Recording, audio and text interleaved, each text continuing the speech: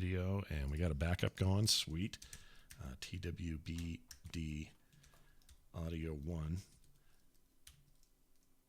Okay, that's working. Sweet. All right, we're recording audio in 2 places, so if something goes really bad, we're prepared. And now I'll go ahead and start us off.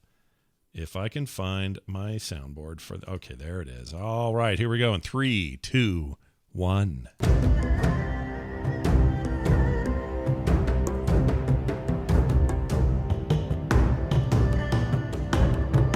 Hello, everyone. Welcome back to There Will Be Dungeons at therewillbedungeons.com. Those who are here live, we love you guys. Thank you for being here. If you want to be here live, it's a weird day. We're doing it before the Super Bowl at about 2:20 in the afternoon here in the Utah time zone, which is the mountain time zone, which is the only time zone that matters. And it's great to see you all. For those who are listening later, welcome to the show as well. We're going to play a little D&D before we go to Kyle. I want to mention that we are helped out greatly by our good friends at phoenixpearltea.com/TWBD. If you want to find out the new teas that are coming and any carryovers that are already there, go check it out and grab something today. That's over at phoenixpearltea.com/TWBD. Go steep yourself some tea, sit on down, and enjoy the following episode of There Will Be Dungeons. Kyle, take it away. We jump to our unknown point in time, and here... What a useless answer. Now, hold on. Let's ask Ko what happened next. Ko? Yes. What happened in the Grick sighting quest?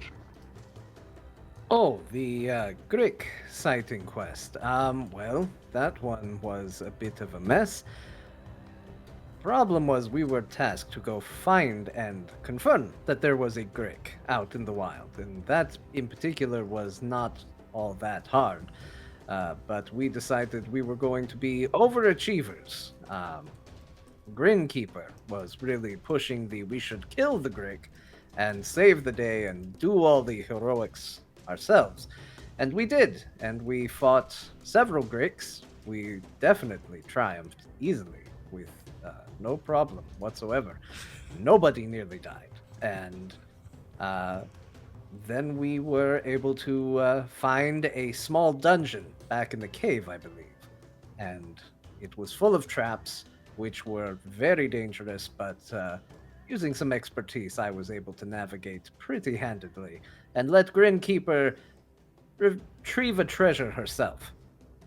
Even though we definitely could have kept going and had in no way endangered ourselves over these dangerous traps, we decided to call it a day and head back to town and turn in the strange artifact we had found. Unfortunately, we learned that there is no reward for overachieving, except for the experience itself. Wow. The victors really do write history, don't they? It's true. Yeah. We fade back to our normal timeline, where we have just arrived. It's about 8:30 at night. You can see some hubbub. Helen Clearstone is being traded out with the Rat Man you've seen before, and he's taking over the desk. Cassius was there to greet you. You handed in your items. You completed the quest, and you were paid. You also earned enough XP to level up, so we are now level 3 in the background here. But we have some business to conduct before we advance into the night and all that sort of thing. First up, Splinter Belt, roll me an animal handle check. Can do. I haven't rolled one of those in a while. That'd be a big fat 6. Many hours have passed since you put a certain creature in your pocket. Oh, no. Oh, frick. You reach in with your 6 and thumb rather heavily the head of a weak bird. You pull it out, and it appears to be quite dehydrated and breathing uneasy. Great. I will say, oh, shit. I forgot about the bird. And I'll take the bird out and put him on the counter there on a table or a flat surface and get some water and try to sort of, squeeze, maybe take a wet rag and squeeze a little water into its mouth, get it back into fighting shape if possible. So you run over to the bar, you request from Joe Groinhammer a glass of water and a rag, and attempt to resuscitate this bird. Are you trained in animal handling? No, but you are trained in medicine, so let's try that out. Okay. Here comes.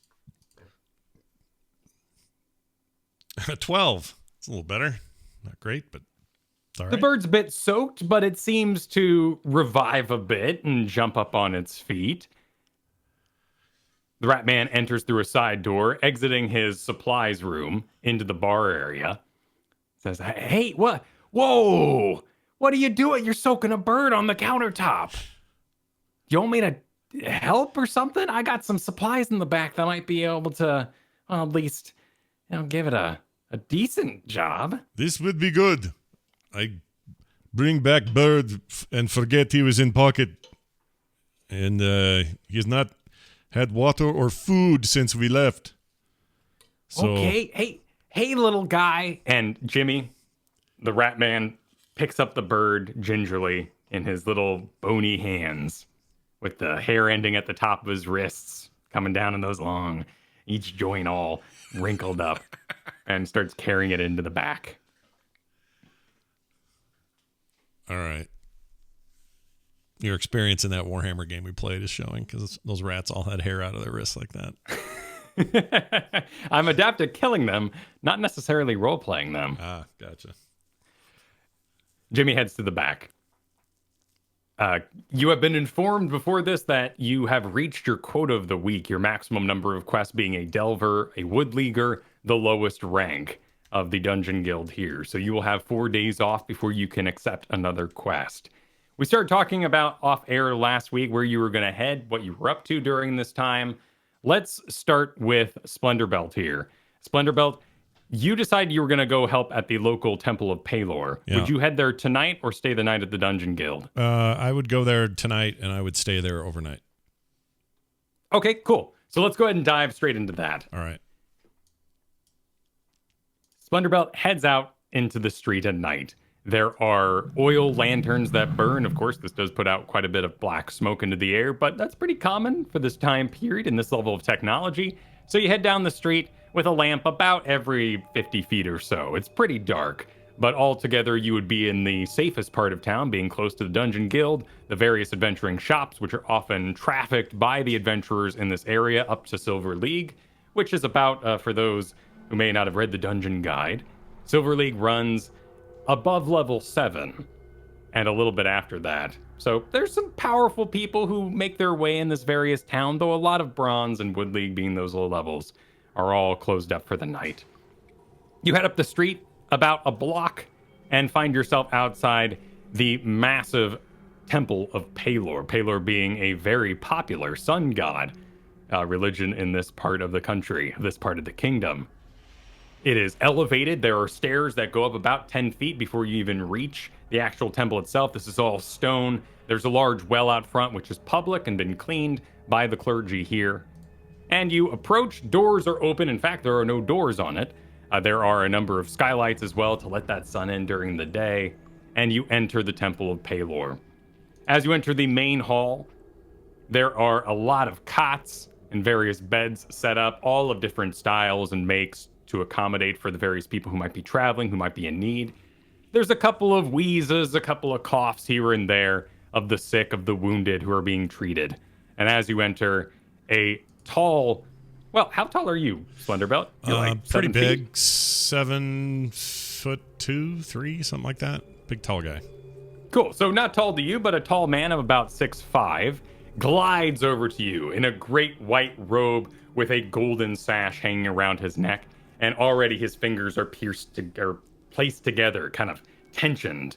And he just keeps his head elevated, completely bald, not a lick of facial hair, a real cutting parrot of a nose. And goes, "Yes, my child. How can I help you tonight?" I've some time to kill, so thought I would come here, help out wherever needed. Cleaning or praying or whatever you need. Excuse me. How will you help us? Well, I have big hands. I have big body. I am fan of Pelor. Put me to work. Whatever you need.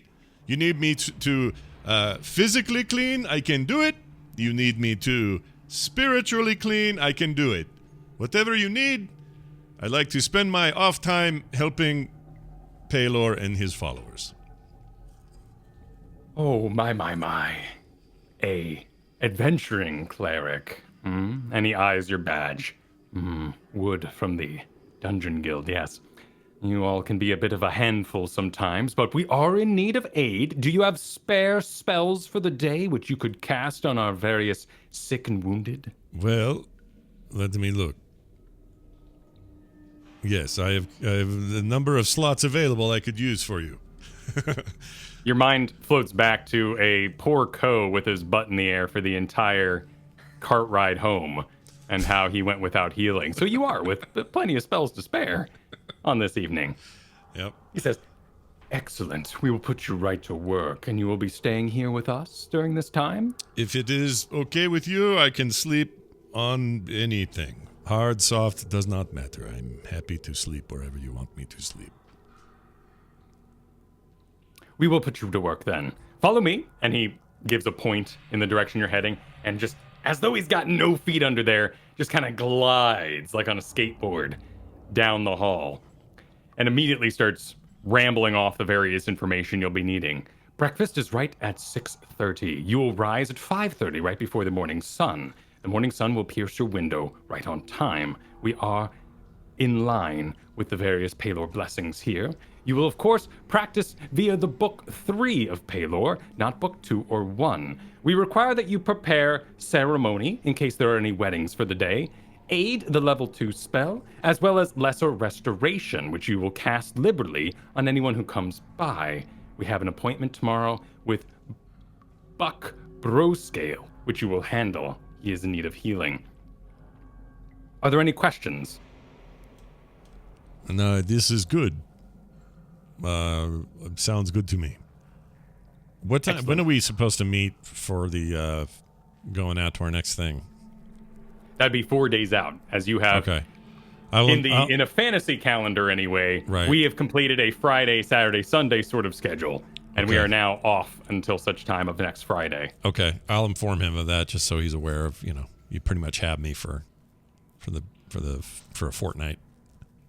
Limited time offer then. Most displeasing, but we will make use of you. He puts you to work over the next week. We will return to you in a moment. Grinkeeper, Yes. you have returned to the Dungeon Guild, and it is about 8:30, 9 o'clock at night. Where do you go this evening? Back to school. All right. So you head up.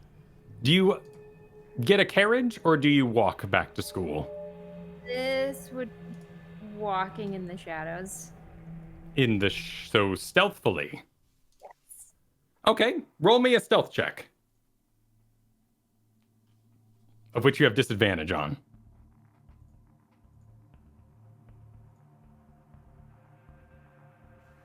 I rolled a 4 both times, so a math 5. All right. That disadvantage is, of course, because of your chainmail armor. So you attempt to make your way. Maybe you stay off the or the main roads at least, kind of weaving through some various alleyways and whatnot. But everywhere you go, your chain kind of clinks against your metal, your weapon, your multiple javelins. And you head back up to the north side of town, where you find your finishing school, where you're training for a certain business profession, until we find out more in the future. You head onto the grounds, which are lush and beautiful. There's a great hedge labyrinth. Not the labyrinth in the sense of the Minotaur, but, a relaxing path one could take that eventually leads to the center of a spiral, and then you can walk your way out. A very tea and biscuits sort of event, and a picnic.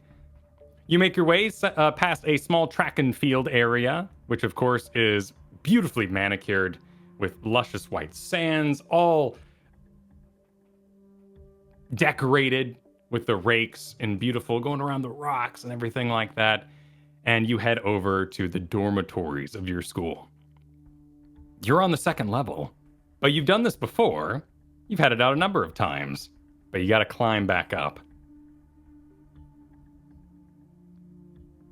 Give me that athletics.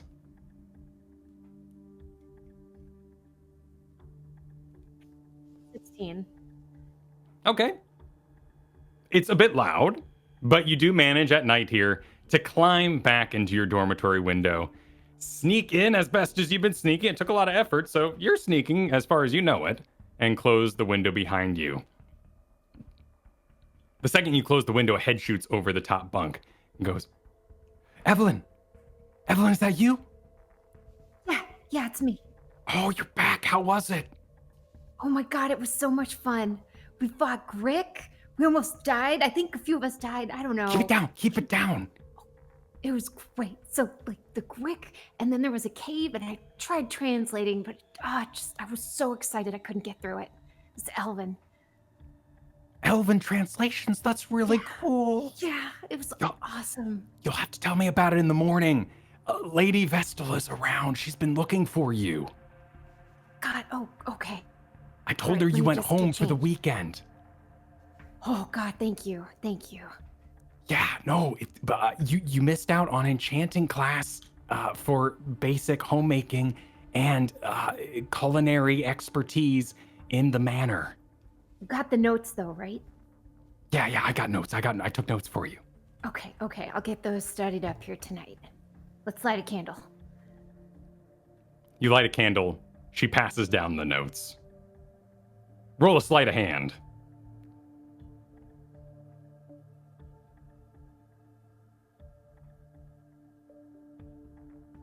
Eight.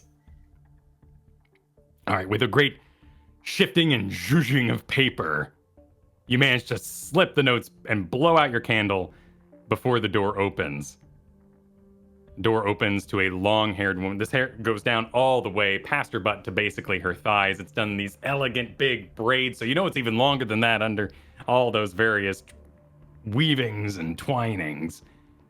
She's in basically a great big black princess dress of sorts, an evening dress. And she pushes open the door holding a candle in a little, what was it called? Holder?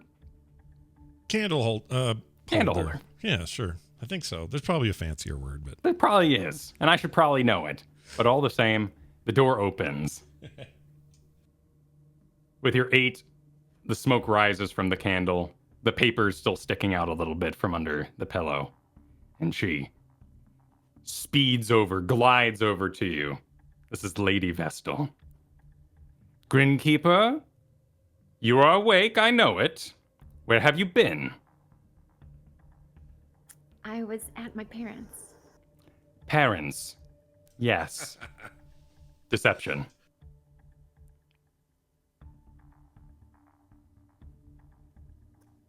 An 8.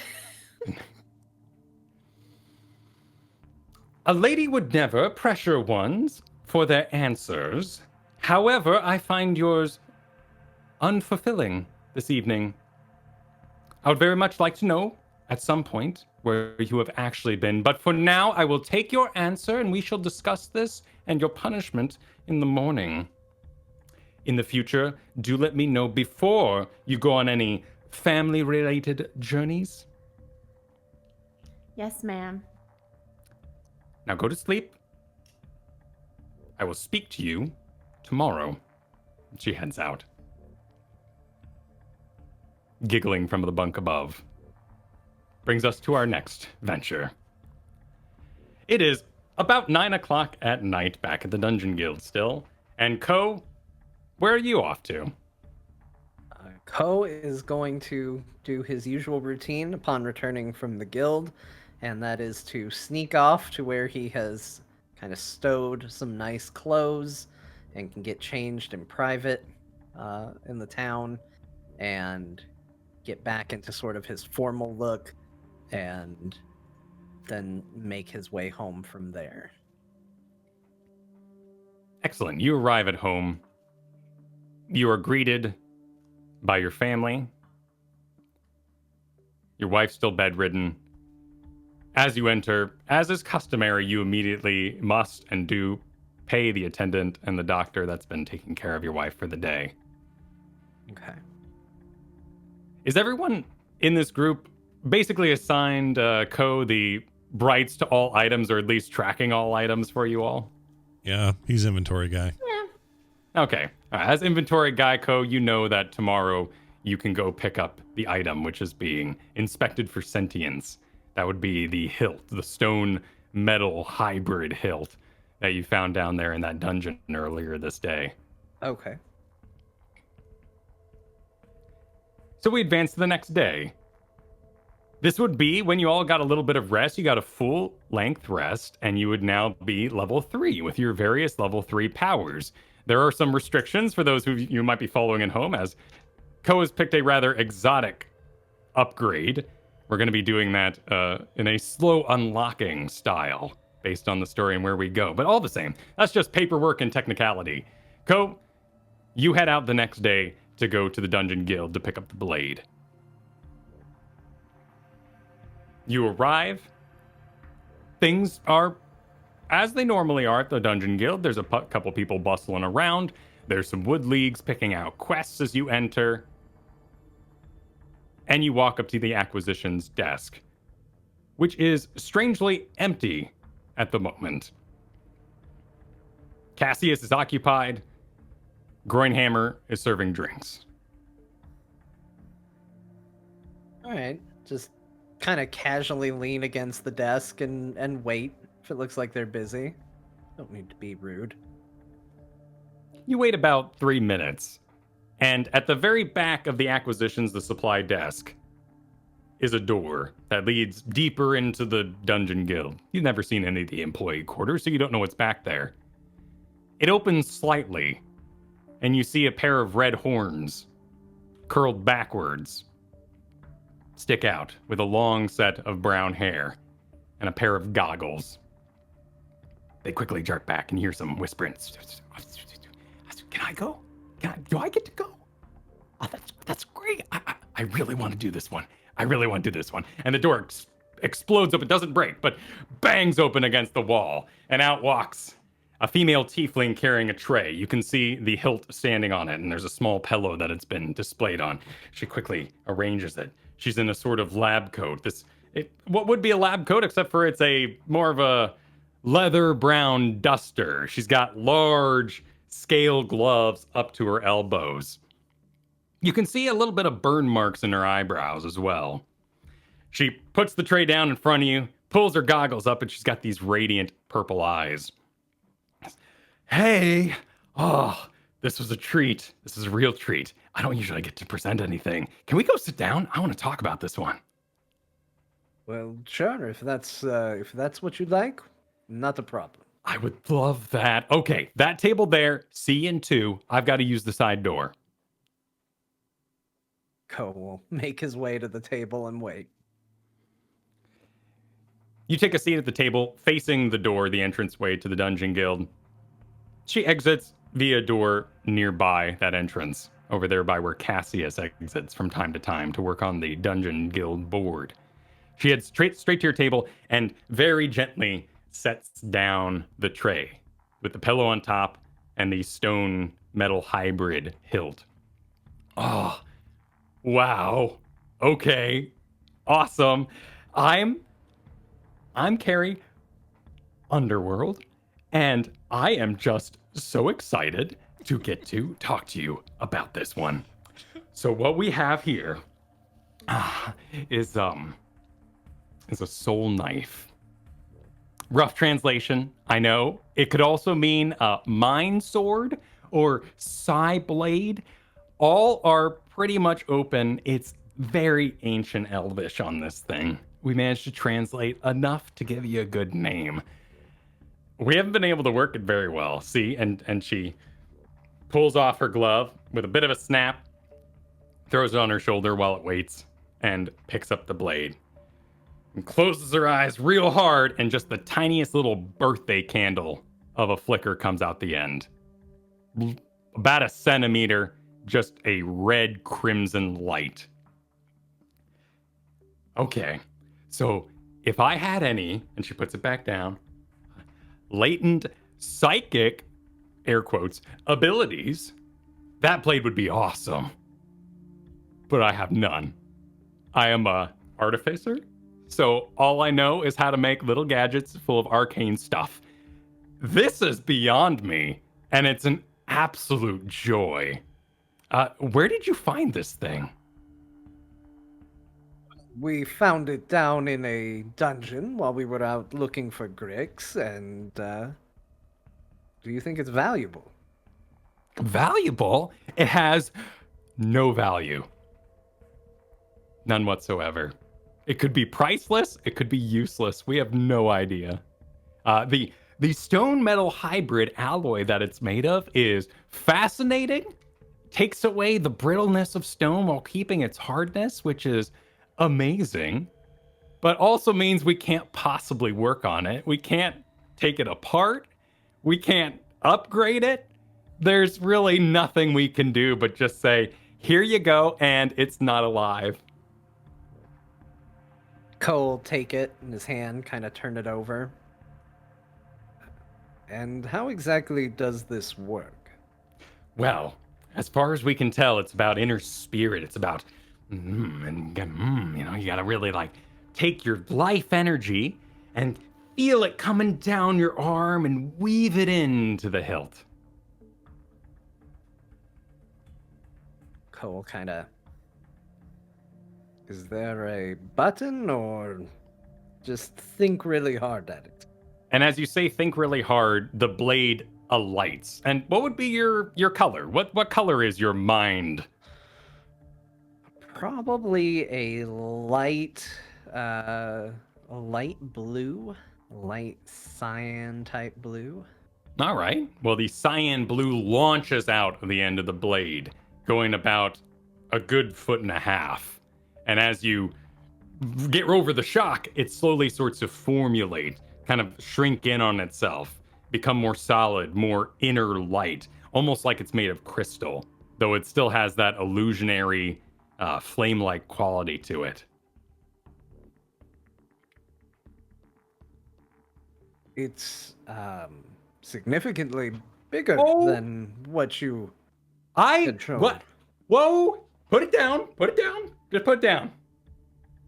You put it down. I'll set it back on the pillow. Okay. Awesome. Very cool. So you are psychic, huh? No.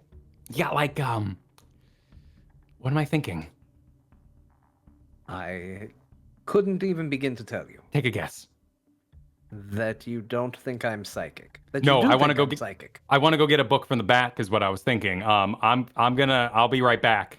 And she runs off. You He'll sit there pick for a up the time. Hilt again and think about it again. It ignites. Then he'll think about it turning off. It turns off. It seems altogether pretty simple to you.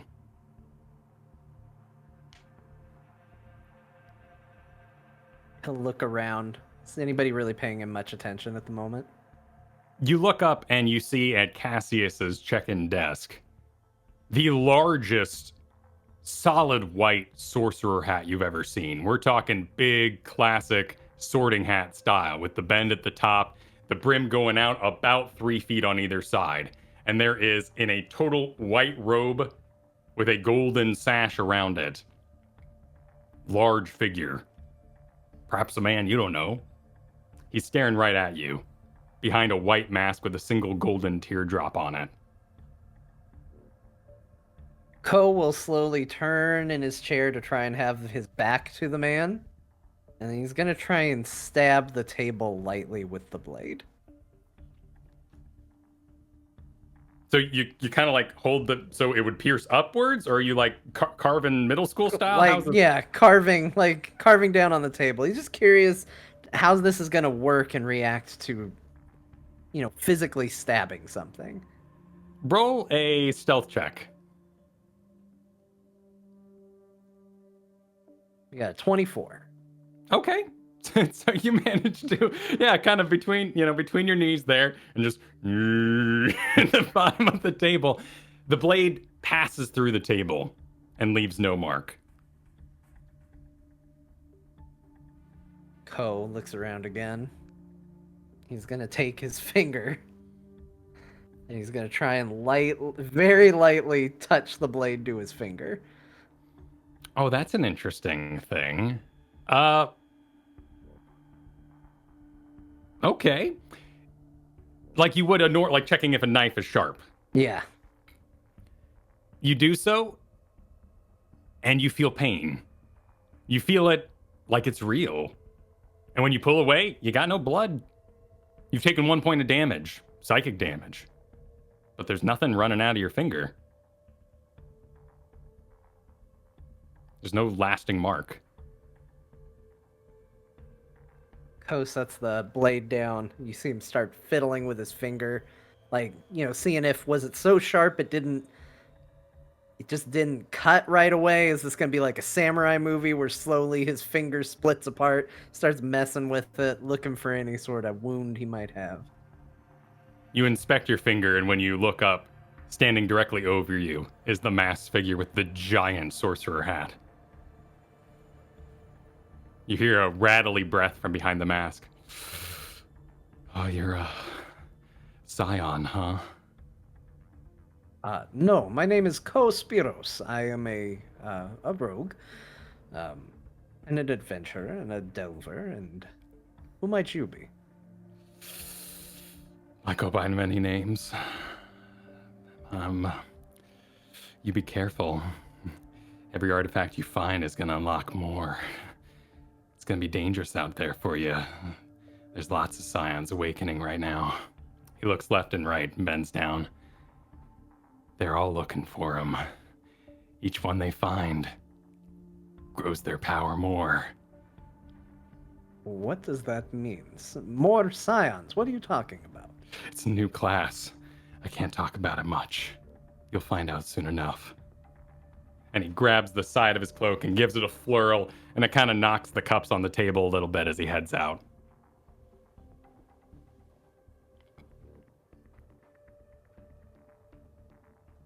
The door opens on the back, and Carrie Underworld exits out.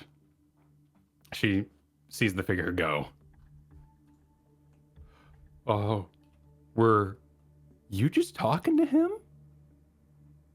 Well, it was more of a case of he was talking to me. Who is this? That's the masked mage. He's a master's level, a ruby adventurer, and a real weirdo. I definitely saw the last part when I was interacting with him. He is a very strange individual. Okay, what I have here is a registry for anybody who has psychic or psionic powers. We got the psychic samurai. I have no idea where he is right now. There's a number of other classes. The only one in town that I know is going to be Buck Broscale. He's had some run-ins with some of these artifacts before. Maybe you should get a chance to talk to him. It seems like a good idea. Yeah, he's listed himself as a Psi Warrior. These are all new classes, so all the names are just made up.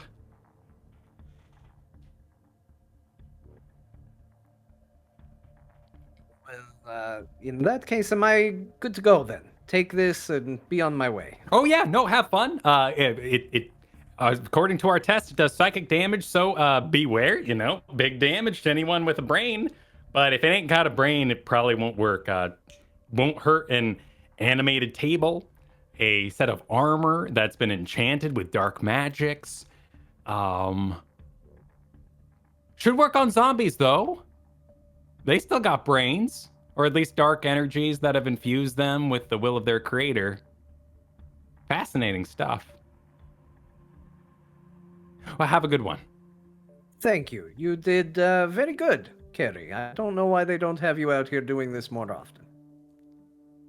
Would you be willing to tell Cassius that? The next time I see him, I will tell Cassius that Carrie did a fantastic job for me. Awesome! And she shoots up, knocking the chair back, and she places it back up and grabs the glove that's fallen off her shoulder and slips it on, and takes the tray and the pillow and quickly exits. Meanwhile, the next day, Splendorbelt, you've been working all morning, healing, sometimes with spells, sometimes with just straight up bandages and medicine checks. Let's go ahead and see what one of those medicine checks was like. All right. Can do. Here we go. 17. All right, pretty proficient. You had a little bit of a haunting from the lead cleric there, but he's left you alone now that he sees you know what you're doing. Nice. About midway through the day, a red dragonborn with a great axe over his shoulder enters. He's breathing heavily. He's got his hand on his chest. He says, "I'm here for my healing." Am I the only? Yes, you will be seeing Splendorbelt in the side room, right this way. And he floats you over. You're sitting in the room there, awaiting your appointment, and this 7-foot tall dragonborn walks in with red scales and that great axe. It is black. It is 2 blades on top in the front with a great big gruesome edge, and the back has basically 2 horns on it. And there's a skull at the bottom of the, well, I guess it'd be the handle for this thing. Yeah. He wears pretty basic armor, scale armor, and he sits down on the stone bench in there. All right, cleric, how do we do this? I've been poisoned by a fiend. And you are, how you know this? Because I fought the fiend that poisoned me. And right now, how do you feel about, how does it make you feel to be poisoned? I feel weak, less than I am. My mind is taxed by the venom that courses through my veins. Heal me so I may be on my way. All right. Am I intimidated by this dude? Like, You're aware of his presence, certainly. You can see on his chest that he has a silver badge of the guild. yeah. So he is quite a few levels above you. At least level 7. Okay. All right. Here's what I'll do. I want to impress this guy. I don't know why, I just do. And so I'm going to do 2 things. I'm going to without him knowing. Well, let's see, this is vocal, it is, but he shouldn't know. Anyway, I'm going to make a big noise about how he needs special healing. And I'm going to cast, before I do that, Thaumaturgy, which will cause the closest window to me to fly open and slam shut. Okay. So have it go bam, as if there's some otherworldly thing going on here. And given that that's just a cantrip, it just happens. And then you'll have to decide whether he believes it or not, I guess. And then All right. yeah, go ahead. Let's see. Let's do an insight for him. All right. He shoots up immediately.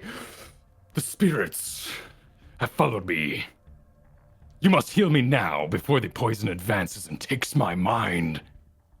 Okay, then you hold still. Here it comes.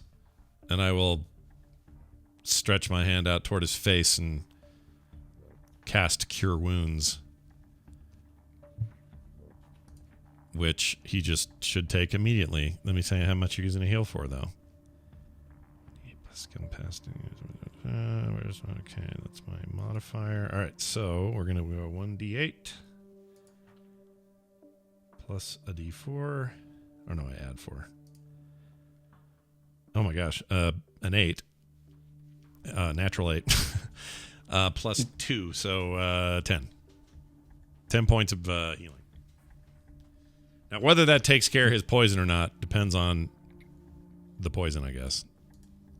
So the healing courses through him. You can see the light of Palor entering his veins from the very words you spoke, and he gives a great big breath and swells up to full size and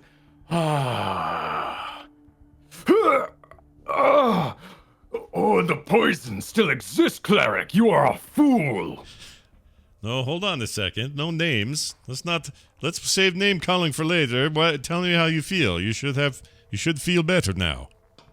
My wounds have healed, but my blood is still full of the fiend's foul taint.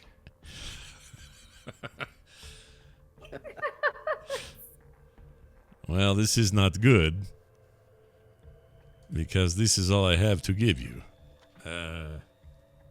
Is there a problem in here, Master Splinterbelt?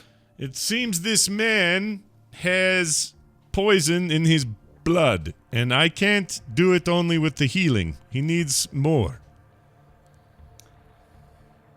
Mr. Splinterbelt. Splenderbelt, excuse me. That is what Lesser Restoration is for. You did prepare it today, yes? Oh shit. Yes, I did. I totally forget. Then please heal this man's poison. He is very busy, so he may be on his way. All right. I will not do the window thing because he'll know I'm screwing around. This person. So I'm going to just cast Lesser Restoration now at level 2, which will give me touch creature end either one can end either one disease or one condition afflicting it. The condition can be blinded, deafening, paralyzed, or poisoned. All right, so that should take care of it unless he resists. It is one creature you touch. Where do you touch this man? On his left. You like a finger to the head kind of guy? You a firm handshake? What do you? I'm a slap him on the back kind of guy. So I'm like, okay, boom, slap him on the back and I heal him. So as you swing your hand up, it courses through the light of the window, and Palor blesses your slapping hand. Yep. And as it descends, it leaves a great radiant handprint on his back, which slowly fades and sort of seeps into him. As the light shoots out of the slapped handprint, now turning red from the slap, he sits up straight. Cured. And healed. You got both. Cleric. And he leaves. Okay. Tip your waitress. I don't know what it is. Mr. Splenderbout, this is most improper. What is problem? Well, he already paid at the front. Yes. And those donations go straight to the church and the children who need them. Well, there are no tips here, Mr. Splenderbelt. Yes, but maybe he feels, generous. He'll stop and put more money in jar. Come with me. You're in All right. trouble. I'm in trouble. Okay. I'll march out with him. He leads you down the hall into a small cloister where a bunch of monks are praying, all facing this great big tapestry of the sun and its rays frightening away denizens of the dark, various creatures. Sit here on your knees and think and pray for guidance.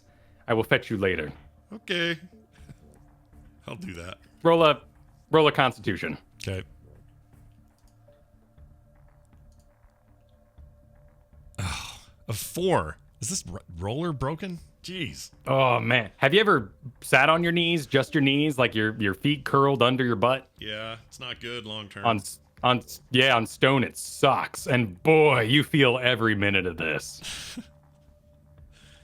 Every single minute. Meanwhile, Grinkeeper. You awaken. You've had a lovely breakfast. It was out in the garden. you of course were forced to wear one of your very frilly dresses from your family's make. It is summer, however, so other than your companion, the school is basically deserted. People are off to their families to visit. You, of course, have requested that you won't be heading home because you're going to be studying here in town. Which means, of course, the lie that you told the instructor there was just that, a lie. You did not head home. You went to the Adventuring Guild and made some quick cash, too, while you were out there. After the breakfast, you head back. And your friend has a surprise for you. When you enter, you see a number of dresses, uniforms from around the college have been dismantled, taken apart. Very much looking like when you pull a thread, that one magical thread that just kind of clumps it all into just a pile of woven mess. She turns to you. Evelyn, I have a surprise for you. I was able to pull it off. I took all the magical threads out of the various easy put-on dresses, and I wove them in to your chainmail.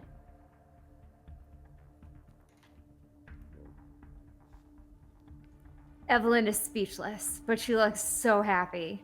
She gives her friend a big hug. Oh, you squeeze her with your massive muscles. With all +3 of your strength, she's lifted off the ground. Her feet kick. Her dress pushed backwards because it's got one of those frames underneath of it. Yes. It's cast off. It's cast off.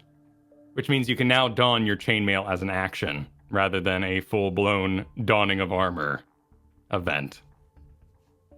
Oh, we have to try this out now. Not now. Okay, Not now. what, We have another what do I do? Oh, you're right. tea in the garden right now. Yep. Okay. All right. Don't forget to change dresses if you wear the same one you did to breakfast as you head out. I know. Thank you. And Evelyn will sigh and start to change. We advance now 3 days. This has been a glimpse of what your 4 days off may have looked like.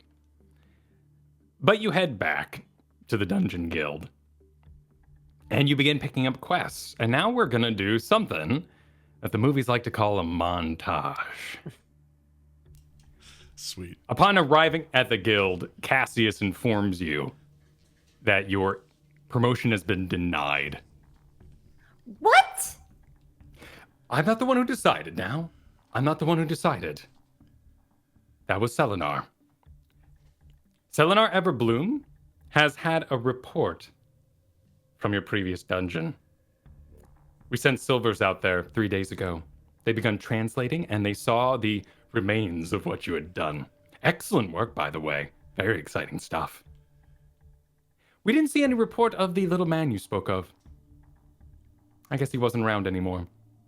However, after several tests were done on the Grix, we found out that they were heavily damaged, that they were all under the effects of poisoned, and were therefore quite weakened. And it seems we cannot put it down on your report card that you slew several Grix by your own hands.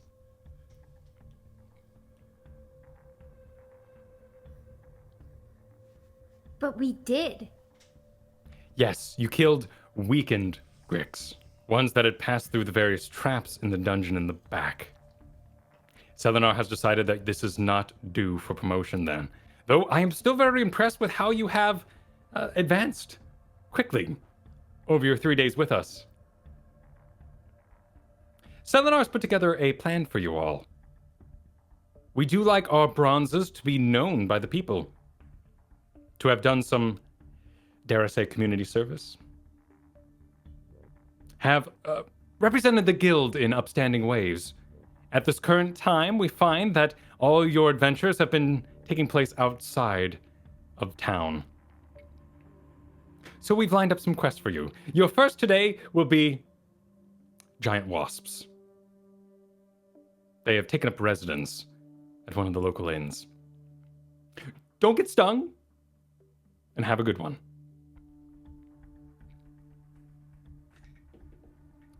Does a 16 beat anyone's AC? It does mine. Beats my AC. Yeah, beats mine too. All right, we jump immediately to you returning from your day killing giant wasps. Both Ko and Splendorbelt come limping in. Is there music With for large our welts. montage where it's like, we're the best around? Is that kind of thing going on, or no? Oh, absolutely, Okay. absolutely. Yeah, All right. very much so. You head Okay. out the door opens back up. Grinkeeper walks in looking fine. The rest of you covered in welts and bumps with little heads on them from being stung. We jump to the next day.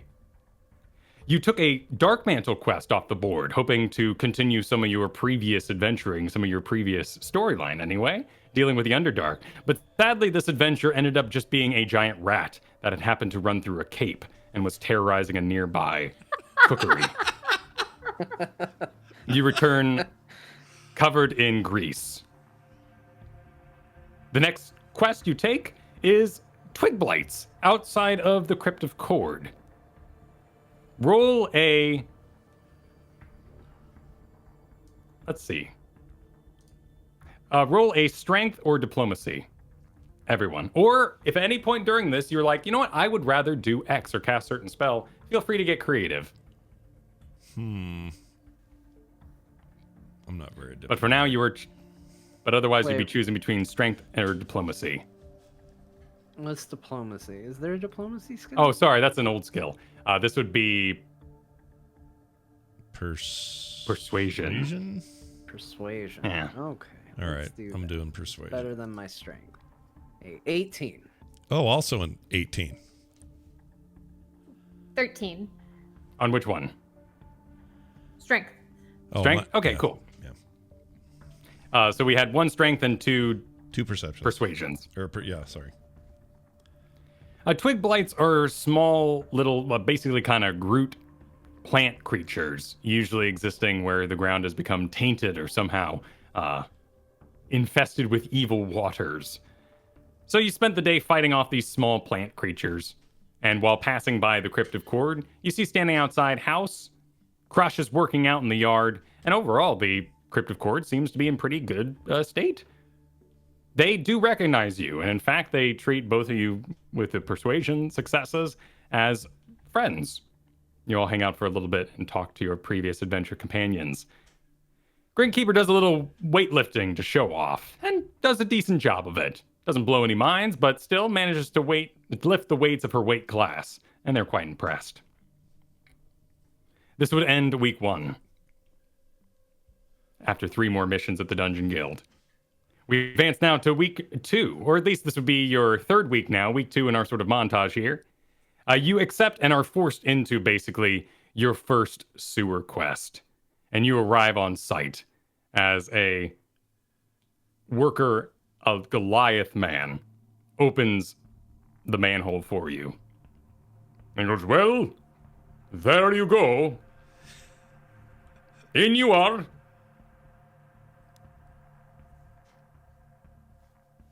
Okay. And down Grinkeeper goes. Yeah, I'll go in. Yes. Still montage style. Yep. Yeah. Dun, dun, dun, dun, dun, dun, dun. You guys climb down. His head peeks down. Don't fall in. If you can. Okay.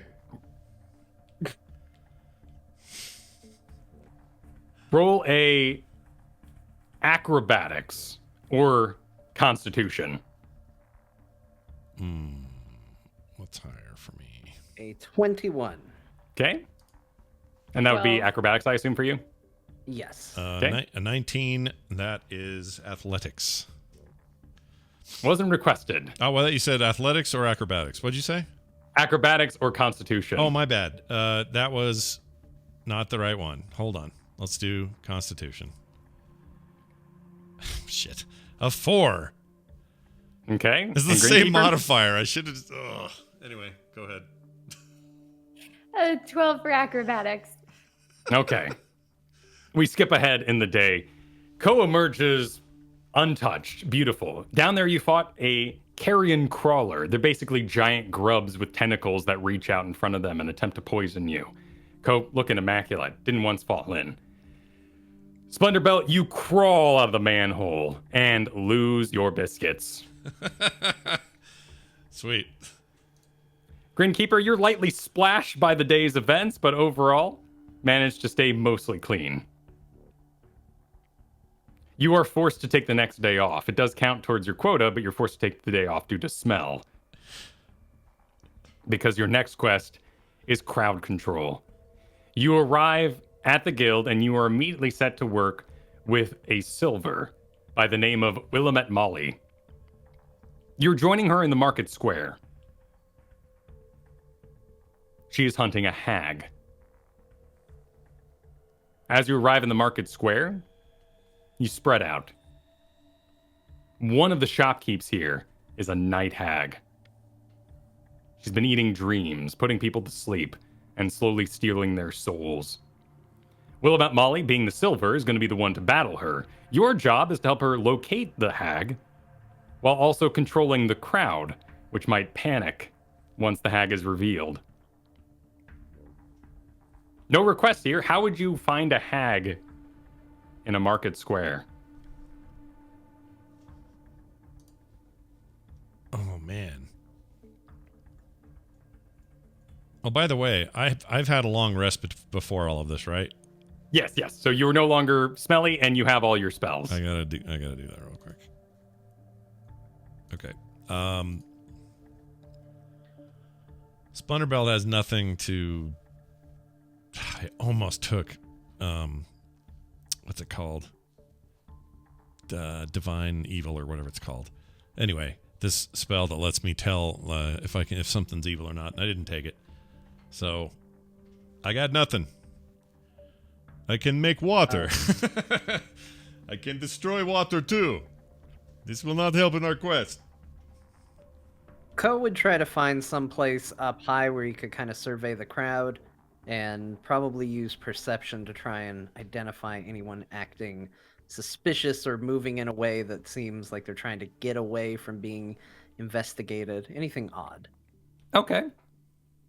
What'd you get on that perception? Well, let's roll it. It'd be a 21.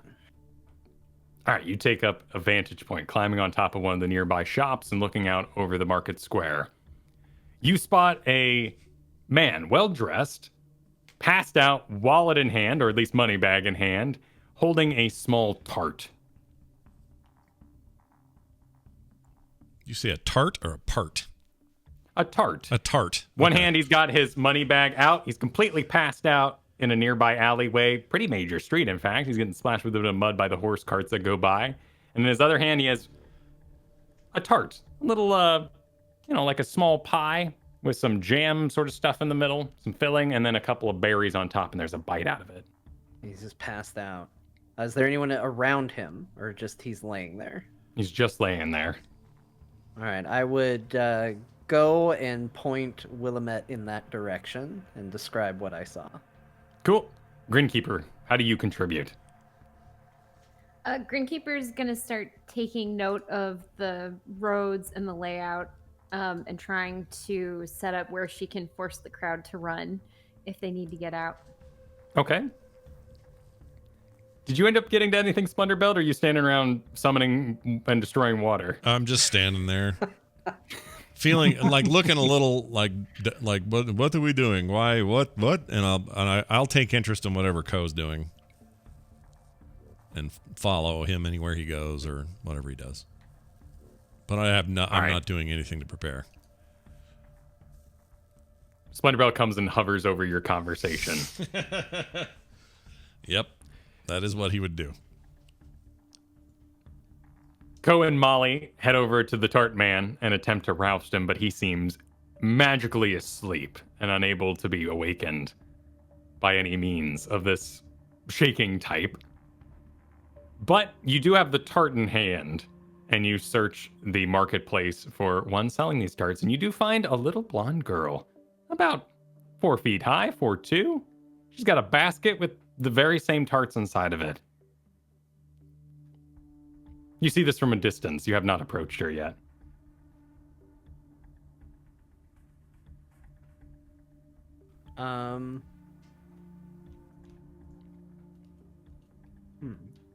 I guess I would ask Molly, is there any behavior you would need to look for or get from them? I could go try and buy a tart.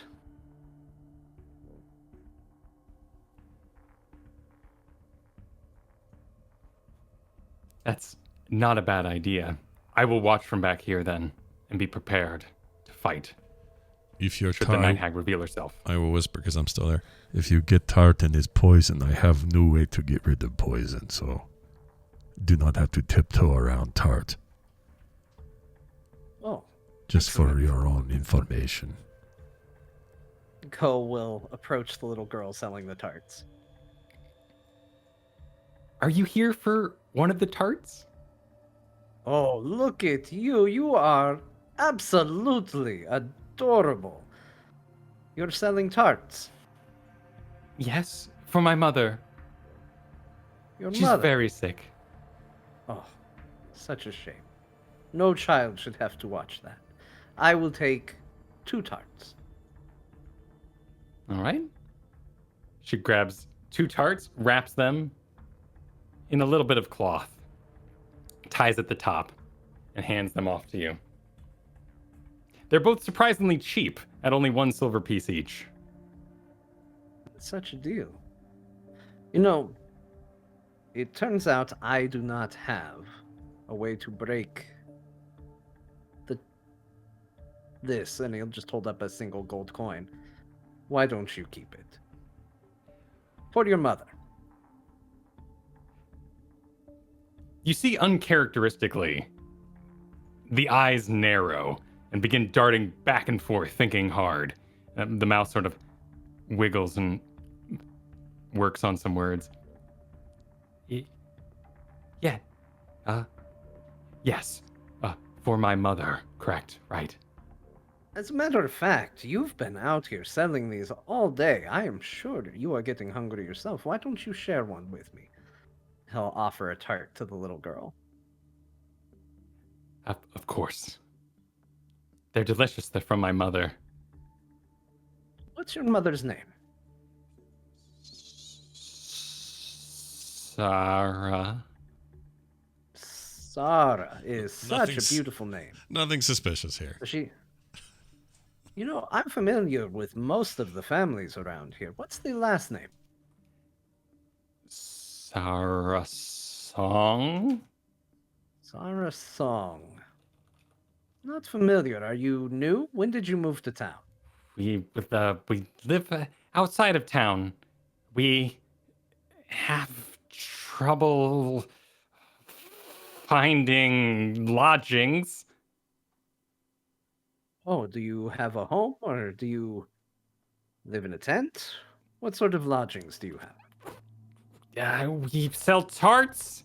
There's customers waiting. I must keep for my mother. 2 So looks weeks. around. Are there customers waiting? There doesn't seem to be anybody waiting in the immediate area. I don't see anybody waiting. Why don't we sit and eat together? You seem like you have such amazing information you could share with me. How old are you? I don't know. You don't know how old you are? What is this? See, I have a little girl myself, and you do not seem at all like a little girl. I'm doing my best. Hmm. Unfortunately, I am thinking not good enough. Right here. He'll just point and What? gesture. What's right here? At that moment, Grinkeeper will see Ko yell right here, point, and she'll be on the opposite side of the square and start being like, "Everyone, check out how far I can throw these javelins!" with a persuasion performance. Performance, I guess. Yeah. Sweet, somebody's throwing javelins over there. Oh damn! A 5. Oh, ouch. 5. Ouch. All right. That's not great. So you nail a nearby blacksmith building. You know, it's not a 1, so nobody's hurt, but just into the wall. The 3 or so people that looked up were like, "What? Was she?" Watch me do this handstand to chainmail. Athletics. Okay. 17. I like that. That's something I'd watch. Some people start heading over. What would you do next? Because just a handstand isn't gonna hold their attention. She's gonna keep up the athletics. So handstand, then she'll start doing some push-ups and chainmail. She'll run really fast. Okay. Just very, very awkward, trying to get the crowd's attention. All Very right. loud. Here's some whispers. I expected more than this. Was this going somewhere? I wanted to see a flip or two or something. Is that a wood I leaf? can try a flip. Just let me know. Yeah, do a I'm flip. here to entertain. Do a flip. 16. Flip. Pretty good. You kind of do the flip where you sort of woo on the other side, but it's a good flip. In chainmail, no less. Your javelin scrapes the ground as you do it. Oh, that's pretty good. That's pretty good. What? Why is this happening? in the background, Splendorbout, do you do anything seeing this little girl start to twitch on the chair she's sharing with Ko? Was and am and will continue to just stare at her. I'm not at all interested in the ruckus that is, I think I would perceive as a ruse. I'm just going to stare at her in case she moves or does anything.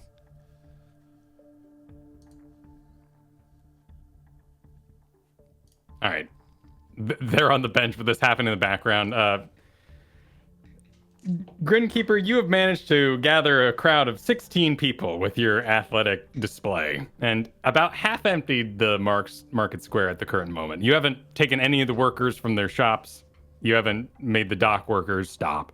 Everyone's still doing business, but the shoppers are at least half emptied. Leave now if you value your life, little guy. I'm sorry, little girl. Are you threatening me? Very much so. I've got to sell some tarts to put them to sleep and eat their dreams at night. Oh, you are most definitely the hag you were looking for. Been looking for a hag.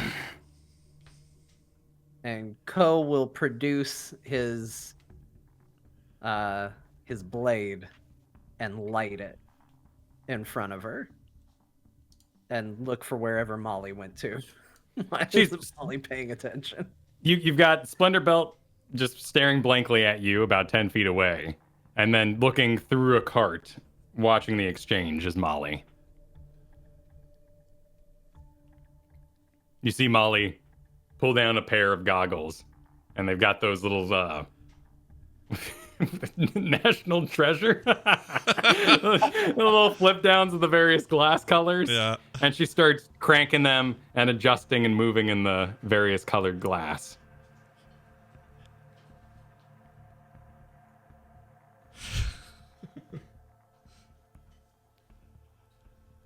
Splendorbout, if you would be so kind as to maybe do anything to startle people away from this area. Yes. Okay.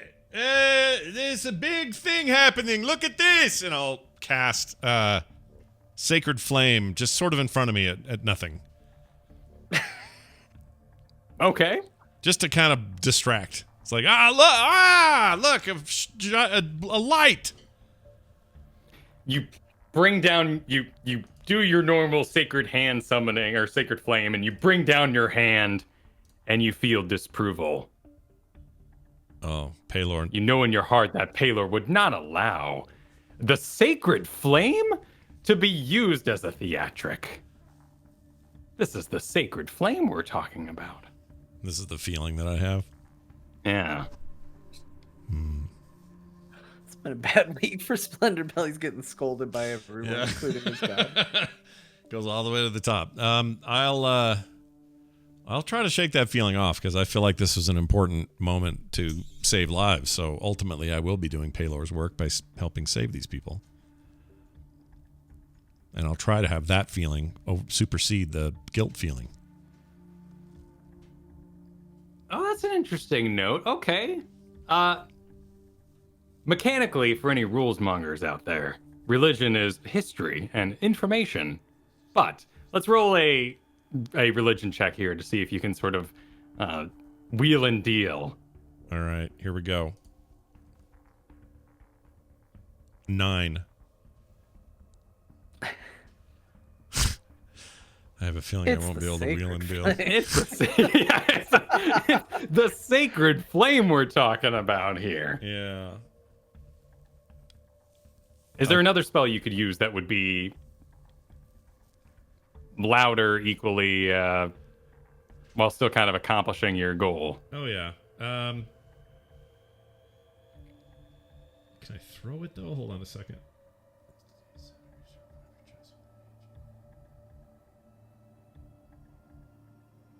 All right. How far away is Kristen's distraction from me? Kristen's distraction is on the other side of the market square, so we're talking about 2 blocks now. More than 30 feet. Okay. Yeah. And my goal is to get people out of this immediate area, according to Ko. So what I'm going to do is in her direction, even though I can't have it happen right by her, but 30 feet away from me, I will pick a spot and I will create an instantaneous sound that originates from a point of my choice within range, such as a rumble or thunder or cry of a raven or ominous whispers. I'm going to do... I mean, it just says such as, so how much freedom do I have on the sound I can make? Yeah, so basically these are limiting factors. So you can think of something equal to 3 times louder voice. Like, you're not going to produce a giant dragon in the sky illusion, but you can make ominous whispers, the sound of rumbling thunder, that sort of thing. So it's up to you what you create with it. I would want to have make these limiting ideas. I would want to make a. The problem is I don't want to scare them from there. I want to push them to there.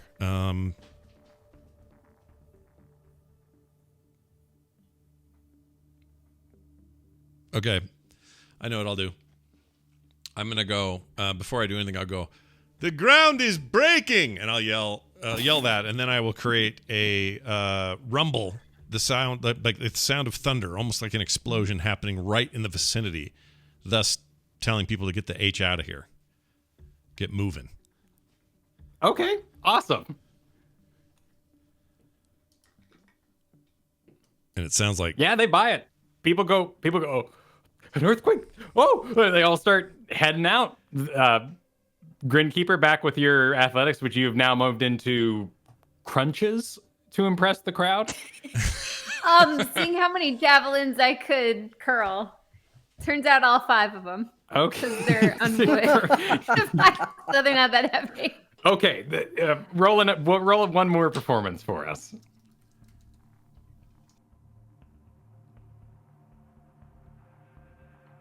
An 8. Okay. You've lost some of the crowd at this point, but in the excitement of the moment, someone has brought over 2 caged chickens that were on sale for the day, and you've now got 1 on each side of your javelin, and you're doing some chicken curls. Awesome. They're all a little unimpressed. They're all wondering if you could do more chickens, and one of the guys has run over to grab some more. 2 chickens just doesn't seem like... Bring it! More chickens! Maybe a dog! I might as well see where this goes. And he goes and fetches some more chickens. A crowd of 16 or so goes rushing by saying, earthquake! Whoa, there's an earthquake! The ground is collapsing at the docks! Not again! Are the fish people attacking? And they all go running. Next to you, Ko, you see very briefly the image of a purple-skinned being tied around the fingers, the joints, the ankles, in this long, ragged, just disgusting bit of clothing with skulls and bones hanging off of their rope belt. They have horns and this huge mat of black hair, but still are about that 4 foot or so of the little girl. That appears next to you briefly, dropping the tarts which spill on the ground, and then with a just disappears from existence. Behind the cart, you see Molly adjust her glasses and say, "Go, go, go!" And she rushes in, starting to cast spells, pulling out a wand. "Get the people out of here!" All right, Ko will jump up. Anybody who's kind of lingering around, he'll go and start ushering away, encouraging with words at first, but if they still won't move, he'll start shoving. and Splendor Belt? Same. I'll follow his example. Just start encouraging people to move. Kind of do like that cop thing. Please stay behind the line kind of thing. Move, go this way. And if they don't, I'll manhandle a few of them. In a very spiritual, Let's do some Paylor persuasion friendly checks way. then for those. All right. Persuasion. A 19 for me. All right. 14 for me. Okay, decent. You know, Ko's a bit more personable about it. As they pass by, people clutching babes and whatnot. Thank you. Oh, bless you, Woodleakers. And they run for it. People just kind of, yeah, the traffic. All right, we're going this way. This has happened before. Geez, the fish people again. Grinkeeper, give us one more. One more athletics. An 11. I mean, you got 6 chickens, 3 on each side, but people kind of lost interest and they start wandering off. All the same, you managed to pull them from the center here. And while you guys are doing this, in the background is an epic wizard battle that is completely one-sided with an entirely invisible enemy until eventually, after multiple turns, multiple spells launch into the air, the hag lays on the ground, dead. She walks over with her wand, like a welding torch, carves off the horn, and collects from her bag something that looks like a stone shaped like a heart and places it in her own. Thus concludes our crowd control day. Unless, of course, you want to do something else. No, there'd be Then some we advance. montage high fives and everything, and then advance. Yeah. Well, that's worth asking. Are you guys kind of the jump in the air high five kind type? This would be the end of your 3rd week together. So before you part for another 4 days of required rest by the guild, what does that look like in our little party here? For the sake of the montage. Firm handshakes. Yeah. Firm handshakes, lots of chest pounding, and my 2 maces together. Cling, cling. That kind of thing. Yeah, I think back at the guild, sharing stories, even though we all did the same thing, talking about, wait, you were distracting by lifting chickens? And, remember the time Splendor Belt fell in poop? And, laughing and as we shared reminiscing drinks. about things that we all experienced anyway. And then, of course, the scene of Cassius laughing as well as he pours the tea at the table. We'll go ahead and take our break there. Perfect timing. We'll be back in a minute. Everybody come on back and take your own breaks as well. And we'll see you in a minute for more There Will Be Dungeons.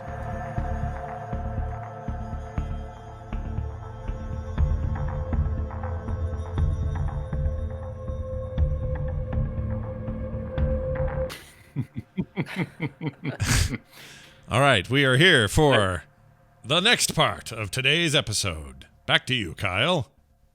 All right. Nice job on the montage ever so far, everybody. All right. Let us continue. So that was our crowd control day. So we enter the next week. You all, of course, have once again returned back to your homes, spent time with your families, spend time at school, spend time casting and working at the Temple of Paylor. But you show up and you have yet another seemingly Underdark quest available to you, and you grab it up. But this one, in fact, is yet another rat false alarm. And there is just a dire rat skirting around in a basement. You fight it off rather easily and report back, though you still get the payment based on beating a Dark Mantle, which was nice. The next day when you enter the guild, you are immediately drafted up, selected to help out with a fire that's broken out inside the town. You are handed some fire-resistant cloaks, basically like firefighter uniforms. Your arms go through them. They hang down to your back. Big, thick material that is giving you fire resist, so you take half damage from fire this day. Uh-oh. That means something bad's going to happen. While helping battle the flames, or how do you help battle the flames? What do you contribute to a flame battling adventure? Well, how are they on water? Do they have a lot? They could always use some more water. Then I will create water. I've never done this. Let me see. 10 gallons of clean water within range of an open container. Alternatively, the water falls as rain 30 foot. Okay, I don't care about that. Oh, no, I do actually. I can create a 30-foot cube of basically rain that will put out any sort of like large area of fire that fits with that 30-foot range. Awesome. Yeah. An excellent contribution. Yeah, I would agree. How many times you can do that? I can do it twice. 2 slots for this. Oh, okay, looks like you can cast at a higher level. Oh, yeah. You're right. Sorry. I can cast it at first level, which will let me do... Is it also 30 feet? Yeah. It's the same. So it looks like the difference is you cast at level 1 with 4 slots and create this 30-foot cube of rain, or you can cast it at second level for a 35-foot cube of rain. Right. But both are at the same range and cost the same actions, just different spell slots to augment it. Right. But very cool. So in our mental image here, we got Splendor Belt outside summoning the rain and kind of moving this block of rain back and forth over the buildings. Ko, what do you do in a firefight? Is it just fire? Does anybody need to be evacuated? Certainly, there's always people who could use some help. All right, he would assist with that using, dexterity, acrobatics, a magical rope that can fly and attach itself to things. He would try and get himself to places that are not easily reached and get anybody in there out of there. Okay, let's do acrobatics. Let's see what that's like. Oh, that's bad. That's a 6. So you're going about saving people from windows, helping pull them from buildings, or at least, helping break the windows, getting them out. You're using your Sultan's rope of climbing to scale up the sides of buildings. And eventually you do enter an area where you try to balance beam across some of the rafters in order to access some people stuck on an upper story. And you fall. You fall pretty hard down into some flames. Now, of course, you're wearing the flame resilient outfits, which makes you take half damage from fire, but it is magical, so the fact that you have it on means that your hair is protected, your legs are protected, even though they might stick out. So you do take some damage, and you're looking a bit singed at the end of the day. Grinkeeper? Grinkeeper is evacuating people as well, using her hammer to smash ways through the building. Also help carrying things if people need stuff they need to get out. I'm just over there going... Who would be hit? And then I go, and then the rain. Look at that. Look at the rain I have made. Feel the cold, awesome rain. And the rain continues. Would a 12 hit anybody? No. It's a miss. Okay, excellent. Or unless as the day goes on, surrounded by your fellow Wood Leaguers and Bronze Adventurers who have been drafted up for this particular event, there is a Hellhound that is revealed to have been summoned within town. This is a fire dog. Fire erupting out of its hind legs, its pits, its eyeballs, its mouth, and it has caused this particular outbreak of flames. But, however, no one is bit by it. Everybody battles it back, and Splendor Belt douses it with water as it runs out of the building. Awesome. We return Did to you the say his guild. pits? Did you say his pits were on fire? What did you Yeah, say? yeah, you're like, coming out because he's the dog, he's down all four, but he's got the flame pits. Okay. Instead of hair there, it's fire. Yeah. All right. Just making sure I heard that right. It's his Yeah. pits. No, you got it. Okay. You take your third adventure of the week. This one is actually a dark mantle. Much like octopi, it can fit anywhere that its beak can fit. So it has crawled up through the piping and was inside of a tannery. You ended up slaying it, and the people inside were quite thankful. You return, having killed yet another dark mental, and advanced yourself once again as sort of the local Underdark handlers. Of course, your previous quests were all rats, but, people still respect the idea that you knock those out. You take another 4 days, and you're back at the guild. This time with cursed clothing at the nearby laundromat, or, well, as it's known, cleaned and prestidigitation. A cursed set of clothing has been cleansed, but the curse jumped onto the clothes in the vat, and you battle various t-shirts animated by these dark intents. A blanket jumps at Ko with a 21. Oh yeah, that hits. Splendorbelt, you are attacked with a 14. That it does not hit. It misses. Woo! And a 17 for Evelyn. Miss. All right. Returning to the guild that night, Get a little excited. Ko is the only one with rug burns, or at least sweater burns, on his person. However, you're now aware on the map that there is a place called Cleaned and Prestidigitation, and it can handle any sort of magical cleaning you may need for your various outfits. Oh, cool. So if we curse a pair of pants, they'll get that stain out, the curse out. Okay. Or, just blood on the pants is also cleanable, but, Okay. Probably don't bring cursed clothes here, as there was an outbreak of animated socks, Gotcha. which did attack the various people. You have now dealt with it, and they are eternally grateful.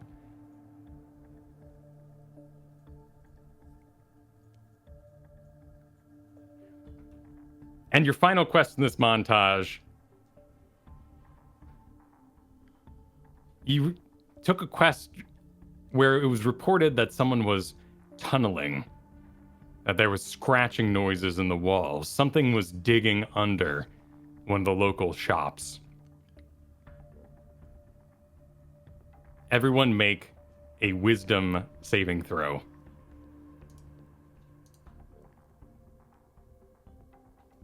Natty 22. 20. Ooh, you got a nat Ooh. 20. Nice job. 9. All right. Best rolls Although I I had guess it today. might be worth asking, I do have advantage against spells and other magical effects. Okay, what's the particulars of that Seder stuff? Well, that's a real good question. Magical resistance. You have advantage on saving throws against spells and other magical effects. Okay, so roll it with advantage. There we go. There's a 15. That's better. Okay.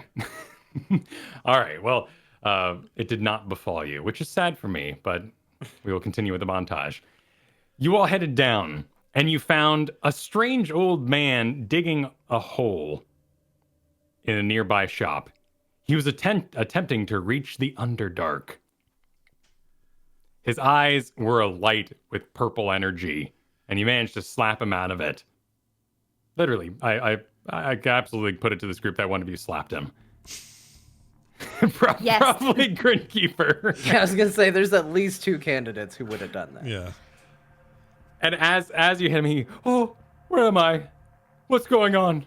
Last thing I saw is and you all turn around, and standing before you is a 2-foot tall rat.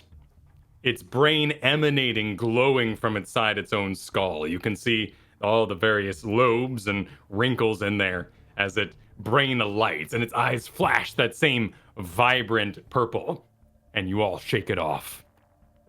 You dodge being mind controlled by the cranium rat, who would force you to dig as he searched for his new home. Instead, you slew him, naturally. and you brought back to the guild the body, or at least the head, or whatever you wanted to collect, maybe the brain, of a cranium rat. And so we find you now, post-montage, with a big 2-foot rat under one of your arms, entering the guild. Over the course of this... So you've got 1 day left in your 3 weeks, or your 3-day quota. You have each made 1,800 gold pieces over the course of these many little adventures. Each job around the range of 125 gold to 150 gold. But now that begs the question, what's your all's living style? Are you spending it as you get it? Do you live a wealthy lifestyle expecting more gold to always be around the corner? Or are you a bit more frugal with your day? What would you say, Splendorbelt? I would have a mind to want to spend some of my. I would be frugal for the first, for the most part. Like, I'm going to hang on to the money. I'm going to save it. He would definitely do that. However, he would look to future investment, and he would try to find out if maybe in this area, which isn't necessarily where he's from, but he could see himself staying here if he could find a plot of land and build a small potato farm on that plot of land. So he would be looking for a way to find somebody who maybe had land to sell. He'd always be having an eye open for any postings on the board about people saying, land for sale, or a farmer looking to sell his farm, or anything like that. I'd be asking about it all the time, because eventually my goal would be big potato farm, lots of raw potato for me and anyone, like I would be all about my potato future. Okay. So opening something like a farm that can do any sort of high yield, or at least business level, Yeah. you're looking at about 5,000 gold pieces in construction. Okay. So with now 1,800 added on top of what you'd previously made, you're not terribly far off from at least getting that started. Right. I need to write that in there. Hold on. Would you say that you live a poor, modest, comfortable, wealthy, aristocratic style of life in the meantime?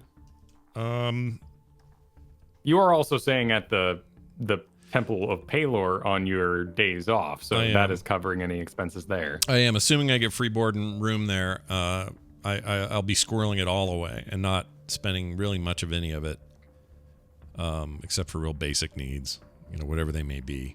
The occasional potato for myself, for example. But yeah, I would be saving it and not living extravagantly, not showing it off. For two reasons. Splendorbelt would not want people around him to think him too worldly, including Palor and those around the temple, but also he doesn't want to be marked for robbery, so he would be careful with his with showing off what he has. So do you continue to stay at the guild during the days when you work, because you were staying there at night? Yeah, every night I would go there because it's not far.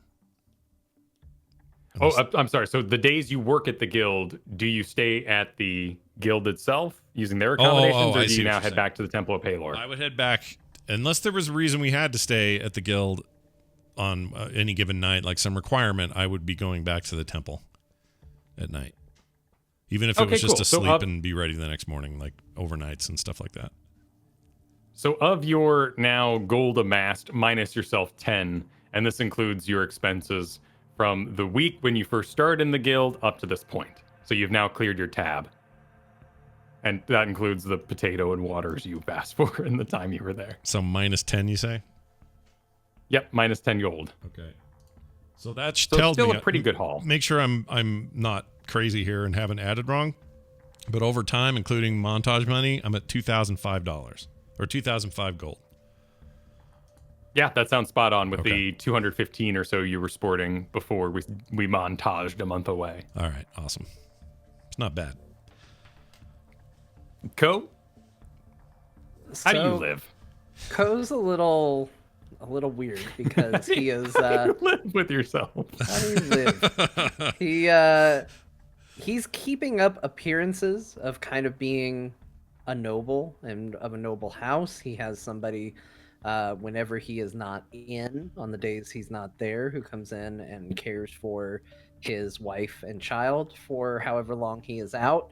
And definitely seems to be of money, but he also knows that they are broke. So he's extremely frugal with when he does have to spend money. So it's sort of this like, oh, we live in this very nice house and we have somebody staying here every day to take care of people. Who wants ramen for dinner? You know, that's that sort of thing. Keeping It's up a little appearances. mixture of both, maybe landing somewhere in the middle.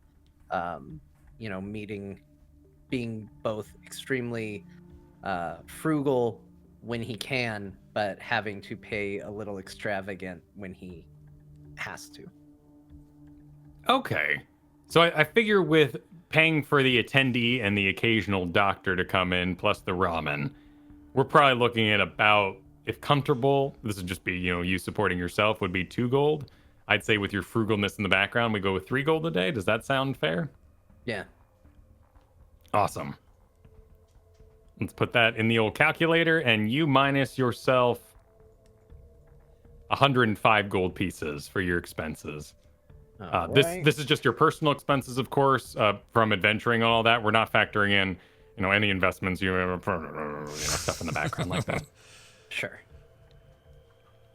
All right, puts me at 1,908.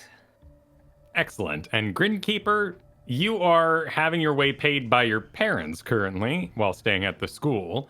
But how do you conduct yourself snack-wise, outing-wise, and your expenses and style? Well, she loves to eat, and she couldn't spend the money at school because it would be too suspicious. So she'd be spending it on upgrades and trinkets, like really weird, useless stuff. Okay, are we talking like useless in like airport shop level things, like a diary that reminds you of what you had to do the next day, and pens that light up different colors when you write with them? There's a mix of that stuff. Like some high ticket items she'll get that are useful, but if there's money to burn, she's gonna burn it. Okay. Since all your expenses are paid while staying at the school, and you've been staying at the guild on weekends, let's go ahead and place you in that comfortable as well. So you will be just a bit shy of Ko's expenses, so you're at 100 gold pieces to clear your tab over the last month and a half. Cool. And that will shore up everybody's expenses to this point, so you've got pockets full of money. You enter with the cranium rat and drop it off with Cassius. Delightful. And what is this creature? You tell us. I don't know. It's got a brain and it's a rat. It is brain rat. Ah, yes, a cranium rat. Glad it wasn't in a swarm. Those can be quite deadly. However, just one, it may have been able to mind control you for an hour, maybe 2. Any idea what it wanted? It seemed to want to dig into the Underdark. Excellent. Surely it misses its family. Well done, everyone. I have great news for you. Great news. Fabulous news. Please, take a seat. I'll be right with you. And you all, with your various recovering singes, long since recovered from your Stinky Sewers quests, from your many memories, your mind full of memories of the last month. You go sit at the table, the 3 of you. Cassius joins you very shortly after. I have received news. Everyone, congratulations. Tomorrow's your big day. You will be joining the Bronze. Your upgrade to adventurers, full time if you want it. Everyone, my thank you and congratulations. I mean, it's an honor, but it is about time, I would say. Now, most Wood Leaguers spend at least a year, maybe 2, adventuring at this capacity part-time. So it's very impressive you've risen so quickly. I'm sure many people have their eye on you. And still I wonder, who was it that organized your party and assigned you to us so long ago? No matter. Selenar has seen it fit that you'll be given your badges tomorrow morning. So for the night, you will remain Woodleaguers. But if you have any funds, I suggest you hit the town and prepare yourselves, because now the real quests begin. And in fact, the real quests begin tomorrow, as we said. So feel free to head on over to the board. Pick yourself something out in the bronze category. I'm sure it'll pay well, and I'm sure you'll find something exciting for yourselves. Stay safe. I'll see you tomorrow with that short orientation, much like we did when you first arrived. I'll read a bit from the book, and we'll put you on your way for that first quest. Please, enjoy. He motions toward the job board and heads out. Well, heads in. Heads behind his desk again to work with more clients. Ah, we did it, guys! We did it! We did it! We did it! We did it! And Grinkeeper's gonna hop on over to the work board. Yeah, go check it out. See what we got. Yep. Same. All right. I will. Let's see if this works. They're a little messy in the Discord post here, but let's you can see how it works back and forth.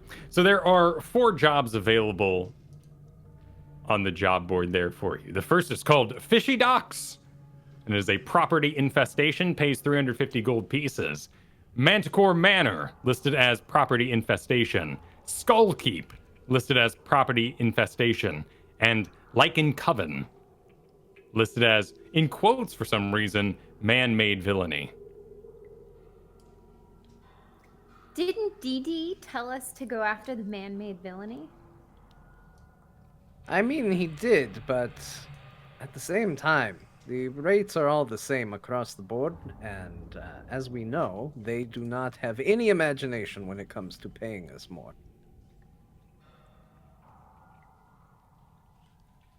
Should we flip a coin for it?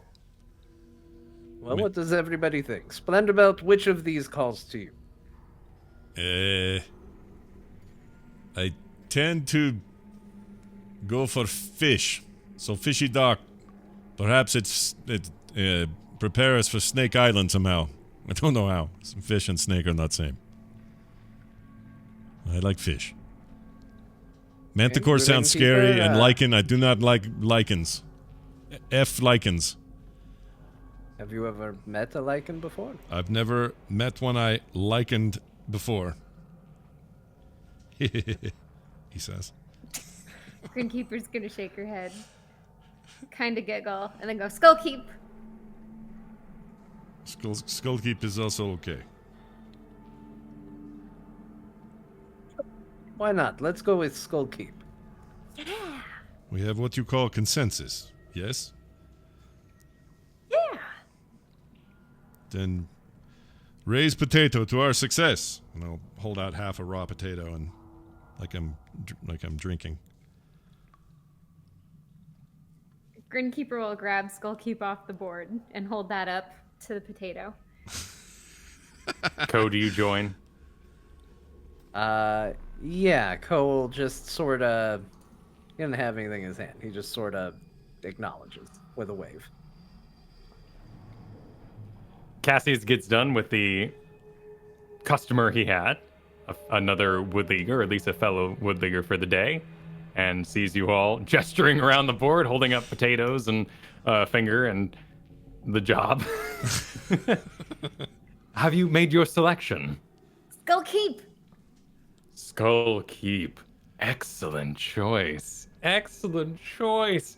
There is a known boss there. It's been known for quite some time. How hard is boss? It depends how well you deal with fire and small flying objects. Oh. There should be no problem then. Very good. The boss known is a flame skull. A flame skull. This would be a tiny, a skull, flying undead. We are aware that it can speak, but all it has spoken is rather unrepeatable things, naturally. This is up at Old Withers Keep a castle hoping to be reclaimed. The pair is willing to pay out the fee if the property is uninfested, if you will.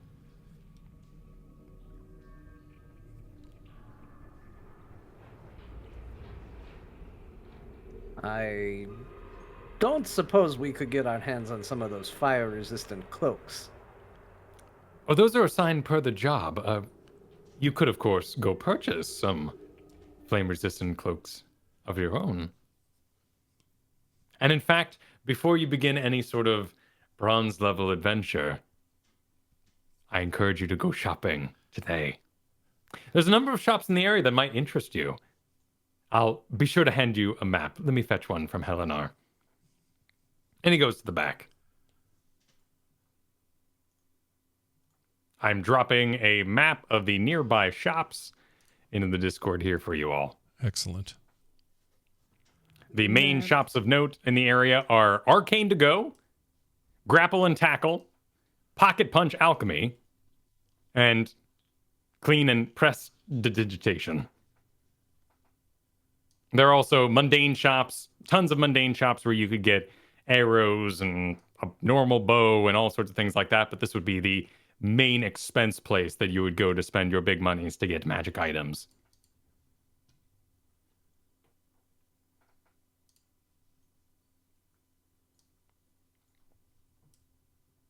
There it is. Okay, chat. You guys can see it now. All right. Any other questions I can answer before you're on your way? We will start the quest tomorrow. I'll be sure to let Aegis know you'll be requiring a ride to the keep. What time are we supposed to be here for the whole ceremony tomorrow? Oh, for the ceremony. Oh, well, as long as you're here during the day, I could handle it. But the keep will be right where it was. It's been there for years, infested by this flame skull. No one's really taken the job for some reason or another. Is there a hidden story about why it's so bad? Well, there were ones who took the job, I should say. They didn't come back. I'm guessing we find body while looking. Perhaps the body will probably find you, being that the skull in charge is flying around. I bet he's made some friends out of our old adventuring companions. I do not like this.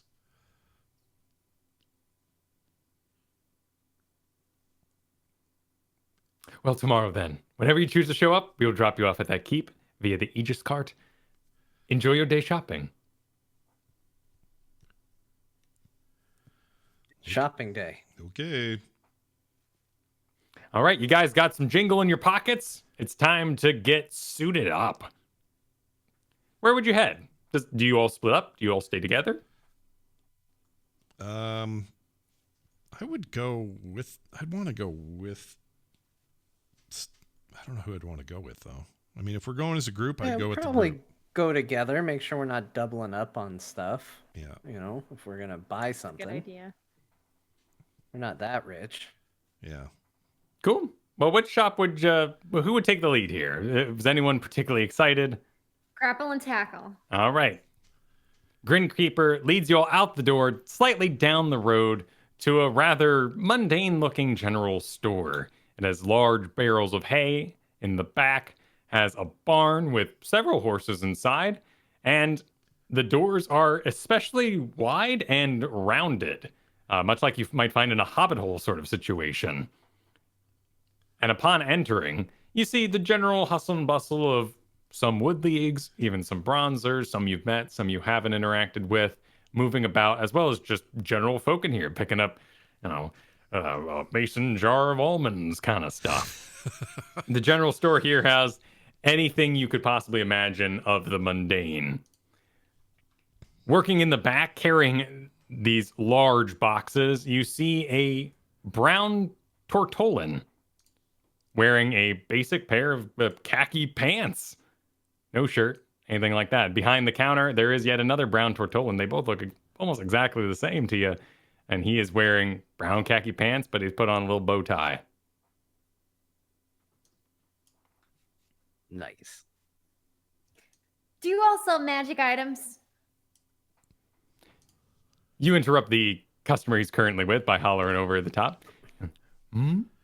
Whoops. No, we sell no such things here. Only the mundane needs of the lively folk who require us.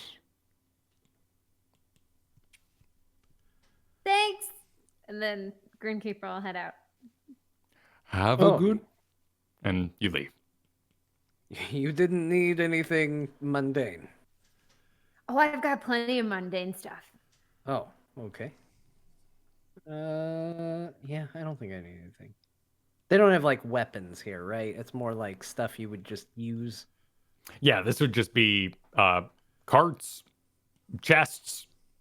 This may be where one day Splinterbelt might choose to buy his lumber to build his farm with. You do notice on the way out, Grinkeeper, as you turn around, that there is a rather sizable section dedicated to mundane pets. They have hamsters, dogs, chickens, that sort of thing. But no magical creatures of any kind. No shrubs. No Bushes. dancing magical shrubs, no. Okay, Grinkeeper will sigh a little and keep heading out. All right, I'll go. Yep, I'll follow. Don't need anything here. All right, Grinkeeper, you seem to be in the lead. Where do you take people next? All right. Arcane to go. Oh, sorry. Whenever you say Grinkeeper, I don't know why I mix my character name up with Grinkeeper. Oh, yeah. You the guys have double name. first names, you know. Well, they don't want to use them. That's true. I was informed in episode 1 that they didn't want to use them. Yeah. This is just the DM doing what he was told. I would go to probably Arcane to go. Seems like they might have those cloaks we need. The fire resistant business. You head to Arcane to go, and you enter into a shop that is almost exclusively behind the counter. Much like you might find at like a pharmacy.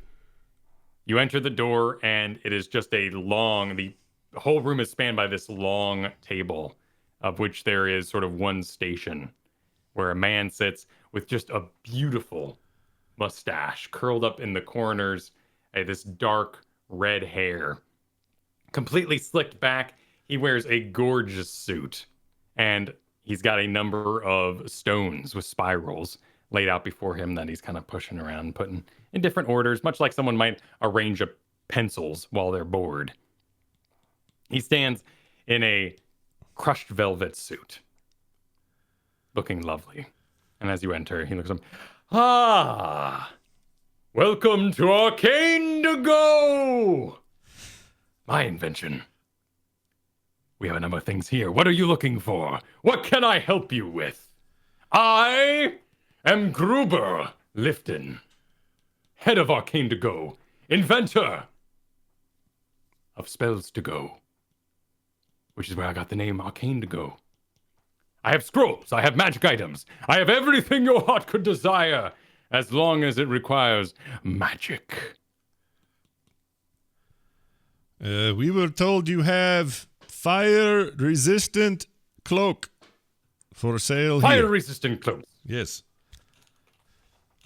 This is true? Are you looking for a cloak of protection, or more the resistance from the fire? Resistance from fire. So it does not hurt so much when we get burned.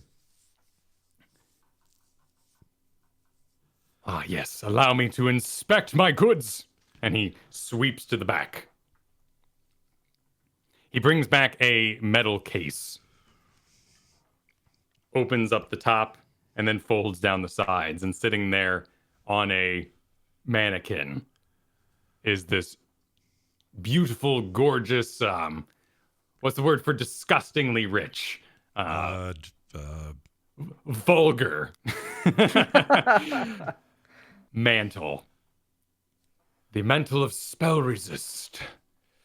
30,000 gold pieces, and you will find yourself with advantage against the spells. Ugh. Do you do any kind of loan or rent? Perhaps Every you are, time. It's so much Perhaps. money. perhaps you are interested then in scrolls or rings. That would be Cole, you have all that's what I- kinds of money. You are a rich, noble man.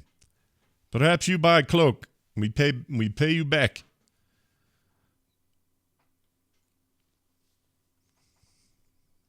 No?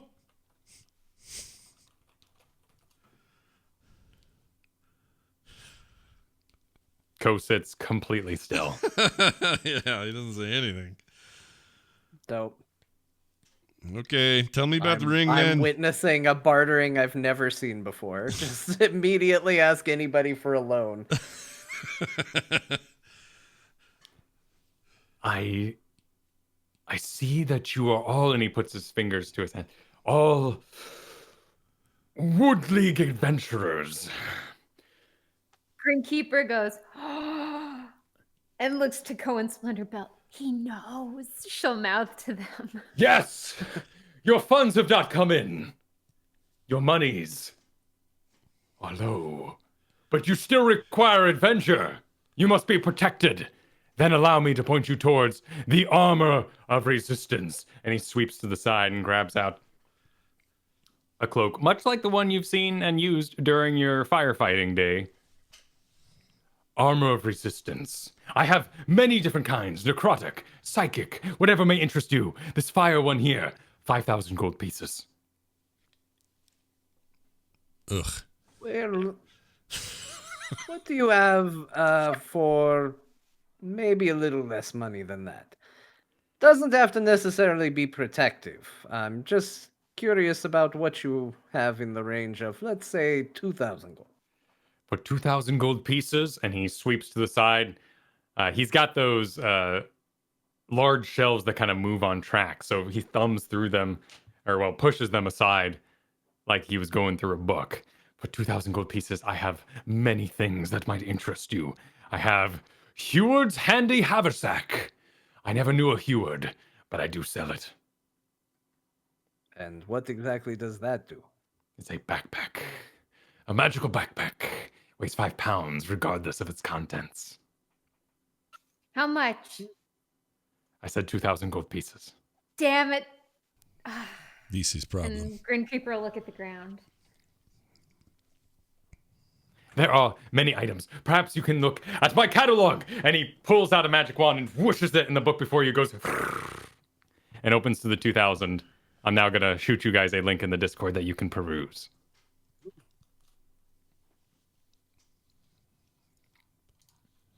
Please ignore anything that would be potions in this shop, for that is at the potion store. Okay. You there, the barter man, looking for a deal.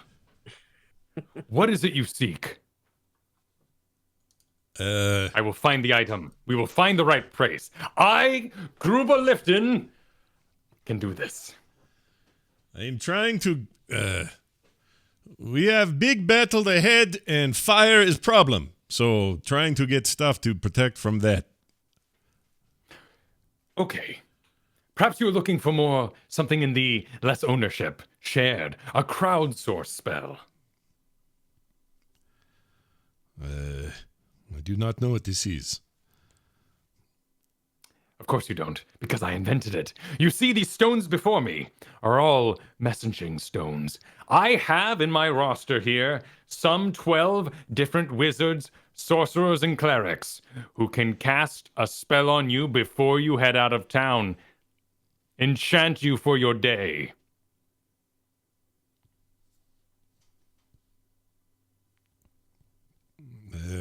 I mean, I'll look at my companions. Do you know this? What is this? I mean, it's up to you if it's what you want to do. Well, we're going together. I cannot make decision for everyone. How much is this idea? Depends on the spell we cast. We will set an appointment. The spellcaster will arrive tomorrow morning and cast the spell upon you. Okay. Or perhaps for more than that, you would be interested in purchasing a scroll of which you would cast at your distant location. If you were to travel then more than a day, my spells from my glorious companions here would wear off by that time. A scroll would be more of an interest. I see on your list you have potion Let's see. Where'd it go? No potions here. Oh, sorry. I see. You under- lie. I see. You under- read no potions. Yeah, no potion. I don't see it. Instead, I see. What is Nolzur's marvelous pigments? What does this do? Ah, the marvelous pigments. I show them to you. He is stoked about his marvelous pigments. Out of breath, he's so excited about the pigment. Yep. This here, for a mere 200 gold pieces, contains pots of fine wood with brushes. The paint flows from the brushes and creates an image of your desire. So, like a pretty. Can you paint? What is your name? My name is Crandall Splendorbelt, and I do not paint. Well, Mr. Splendorbelt, you do not paint, but have you ever desired to paint? No, I see what you mean. These magical brushes will guide your hand. Picture the image in your mind, and it shall appear on the paper before you. On the wall, on the tapestry. Do you paint tapestries? No, you weave them. This is correct. But you could paint anything. You could paint on the street. You could paint a face. All from your mind's eye. No skills necessary. Does this item interest you? It does not help in fight, but I do like it. So yes, give me paint. I'm gonna pay. Ball, I only give you two. I only have 150. Roll a persuasion. All right. Was hoping you'd say that. An 11? Mr. Splendorbelt, these paints are sought after by the most rich of artists. Even those who can paint wish they had these marvelous pigments. I cannot possibly part with them for less than 200. I can do. Grinkeeper slams 200 on the table. Sold! Oh shit! I was negotiating with this man. You don't have to put. Okay, 200. Sweeps over. Lady, what is your name? Grinkeeper. Grinkeeper, I will box these up for you. And he begins boxing and ties Wait! it. Yes. The javelin of lightning. The javelin of lightning. Oh, say it ain't so. A purchaser of the javelin of lightning. And he pushes aside his great bookshelves on these tracks. The javelin of lightning. This very javelin was said to be welded by a great storm giant. I do not know his name because I only heard the story of the man I bought it off of. But this javelin is a magical weapon. Uncommon quality. Forms a line 5 feet wide, extends out, and shoots lightning at your foes. Some might even say it's 4d6 worth of lightning. I wouldn't know because I've never received such damage of such great amounts as this javelin can do. 46. Do you desire the javelin of lightning? Yes. 1,000 gold pieces is all that you need to part with. Take should you it. want. I Do you shall have begin- anything else? I've got 400 left. I will begin boxing it post haste, but lo, 400 gold pieces can afford you not just a potion. No, wait. This dude is. I have for 400 a necklace of fireballs. 2 beads left on it, a discount, for it lacks the 6 beads of which most fireball necklaces have. I also have a horn of blasting, a sovereign's glue, and I could enchant your weapon with viciousness. What would the viciousness do? This viciousness allows when you criticalize your enemy, you deal extra damage of 2d6 of the weapon's type. Take it! And then Grinkeeper will hand over my warhammer. Very good. Return tomorrow morning and I shall have this weapon infused with viciousness. For now, I begin boxing yet again, your javelin of lightning. And my paints! And the paints, of course, your paints, your marvelous pigments shall be yours. Gentlemen, I proceed to the back to finish this order. Please look over my book at your leisure. And he glides to the back. This Some man is amazing very, shop. very excited My about his favorite job. shop. That's how you shop. He's very excited. You continue to look over the book in this time, and he returns with a great big box with a javelin inside of it of lightning, a small box with the marvelous pigments, and your warhammer's currently unequipped, for I have it in the back. I should say, Gruber Lifton has it in the back. Cool. Gentlemen, Quick question I asked before you show what you did. what? You have used Mace of Terror or only new ones? Like, I tried to find discount on Mace of Terror.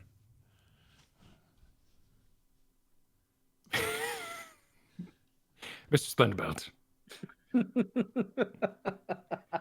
are you aware that the Mace of Terror creates a 30-foot radius of absolute dread? Yes. And it is 9,000 gold pieces and not a cent lighter. And there is no used one because it would be too terrible to carry. Oh, okay. Well, in that case, you keep it. I am just looking. Mr. Splenderbelt, perhaps I can wet your whistle. I hope that means what you mean it to mean. Stage your taste buds for excitement. Okay. Garnish your feelings with awe. Okay. I don't know what this is, but okay. You seem the kind of man who owns everything he needs. Yes. So why not make what you have better? Okay. Do you use a shield? Yes. I could make it a +1 shield for but 1,000 gold pieces. Do you use a weapon? Yes. Mace. A I have two- +1 weapon Okay. for 1,000 gold pieces. How about for 1,000 gold pieces, you give me two weapons plus one? So 2 for 1. The magics that I weave into these weapons require materials, special dusts and oils that I purchase with my own hard-earned cash, Mr. Splenderbelt. To split it in half over one item or two items and would not only be a disservice to the mace itself that I would be enchanting, but would be an insult to the very magics that I weave. How much you make And on should how you much go out- how much you make on this? Like, how much profit? Arcane to Go is a registered business here in Atimer. And I have every right to sell things at the price I choose. I've gotten under his skin now. Okay, well, I just not for now. No, don't worry about Mace. Too much money. You walk away with a chance of +1 to hit with your maces and you turn it down. You give me better deal. Maybe we talk. It's not good price for me. 1,000 gold pieces +1 to your armor. Have you been hit this week? Yes. A few times. Would it have been a miss if your AC was 1 higher? In one case, These yes. are the sort of things I offer you. This fine, upstanding lady knows what a deal is. She has bought 3 of my items this day. Does nothing interest you, Mr. Splenderbelt? At the moment, no. Then you may leave. I wait for my partake in friends. another It's store. fine. I don't make mess or take stuff. I just sit here. I wait for them. Then do not bother me anymore, Mr. Splenderbelt. I will not Sir. bug you anymore. You have been very Sir, nice. you're still bothering me. Sir! What is your name, and what do you seek? My name is Ko Spiros. I am looking for, I think maybe a weapon upgrade of some kind as well. And what is this weapon? Well, I was thinking maybe we could make this short sword, and he pulls it out.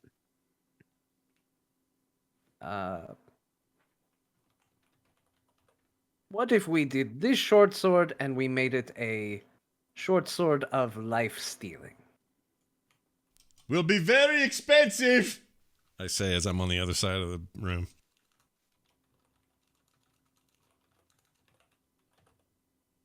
Hope you sell your children. Your family or your house is very expensive here. When you attack a creature with this magic weapon and roll a 20 on the attack roll, extra 3d6 necrotic damage. Temporary hit points of the extra damage dealt. Beautiful choice. Oh, in a short sword such as this, that would be a fine addition. I would charge a mere 1,000 pieces for this. I was also thinking of maybe getting a vicious dagger as well. Oh, Do you require that I bring my own dagger, or do you have one? I have no such daggers. You may go purchase them in the area shops, but this is a magic shop. I do not carry such mundane items, though I do enchant them.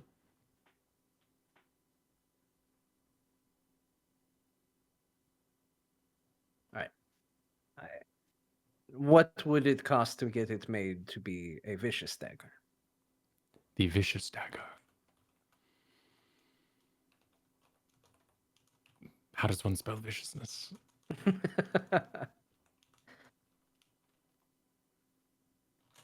I believe that's 1,000 as well.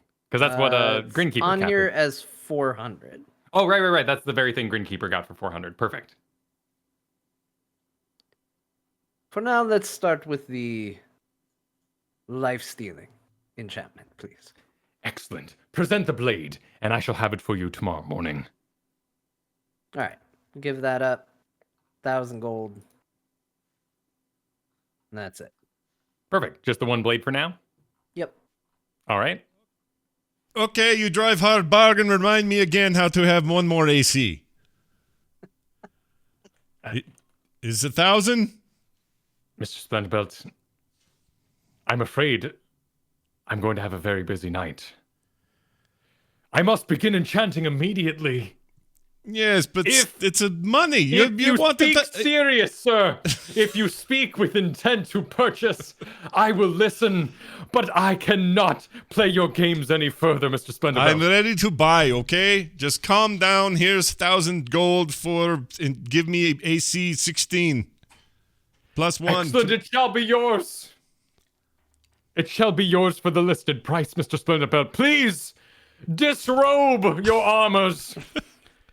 Hold on, Unless you do 1,000. not wear... It's still 1,000 gold, yes? Mr. Splendorbelt, please. We have reached an agreement. Do not sully our fine relationship this day. Okay. Just making sure I pull out the right amount of money. You have, sir. And you shall have enchanted armor Okay. of the +1 variety. Okay. And I'll take off my stuff. Give it to him. Very good. Did you ever repurchase your vestments? No. Or are they still full of grick holes? They're still full of grick holes. We're not going to find those here, are we? Hold on. No, I'm just saying what you have left to put on is a full of holes vestment. Right. Oh, yeah, right. That's all I've got. Or you'd be wearing your under armor. Yeah, as I it got were. my under not the brand. my my underbits. Yeah, I've got some kind of like clothy, undershirt, Sure. all that. Yeah. Okay. All right. So looking a little less splendorful, Yeah. but all the same, you all have made your purchases and they'll be ready for you in the morning before you head out on the Aegis cart. Excellent. Really To the thought I could- alchemy shop.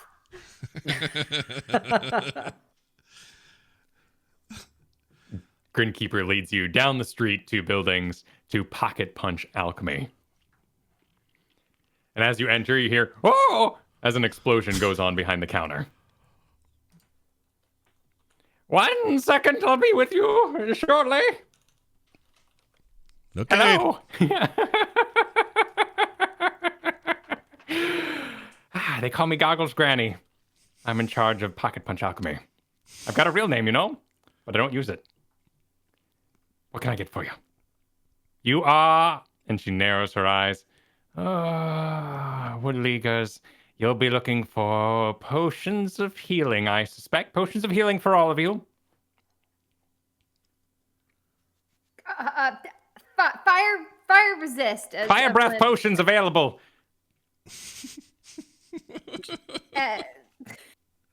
Fire resist. Eh? Fire resist. Resistance will not be tolerated. For the record, I will take 2 potions of healing. All right. And she heads back behind and starts throwing things in a cauldron. Splendorbelt will be annoyed by this, by the way, because he thinks his healing is so great that nobody should need to feel like they need extra healing potions, even though they probably do. So he's a little hurt by this. Does he say anything? Scott, the player, is not. No, I'm just going to look at you a little indignantly. I'll throw you a look like, psh. No, you know what? I will mutter something. I'll go, health potion. You don't need it. You have me. No one needs health potion. Waste of gold. The holes in the back of my armor say differently. I remember riding in a cart with my butt up in the air thanks to your amazing healing. Well, it was because I forgot. I knew one I had prepared. I totally forget I have it. But Well, it's fine. You spend your gold This however is you for want the to do it. times you forget. Is your gold, you spend it. I spend my gold. Everyone's fine. I will not hold back my healing. And She's that's thrown all. quite a few things into this cauldron. And as she grabs a jar of something that looks like some kind of skin flakes and starts pinching them out, she goes, how much did you want? Potion of healing, superior healing, greater healing. How much are we doing? Greater healing for me. Just Greater the regular, just the regular healing for me. None for me. I don't need it. One greater healing. And she throws the skin flakes into the, and a great happens as smoke puffs out, and she starts working with various distillers and evaporators and going down the little spiral glass things and dripping into jars. And she gets together your potions. All right. Potion of greater healing. 200 gold pieces. Here you go. Cool. Greater healing is an uncommon potion. You'll be able to add it there, and you roll 4d4 plus 4 for the healing there. So a pretty substantial heal after drinking that potion. We had 2 potions of regular healing. Yep.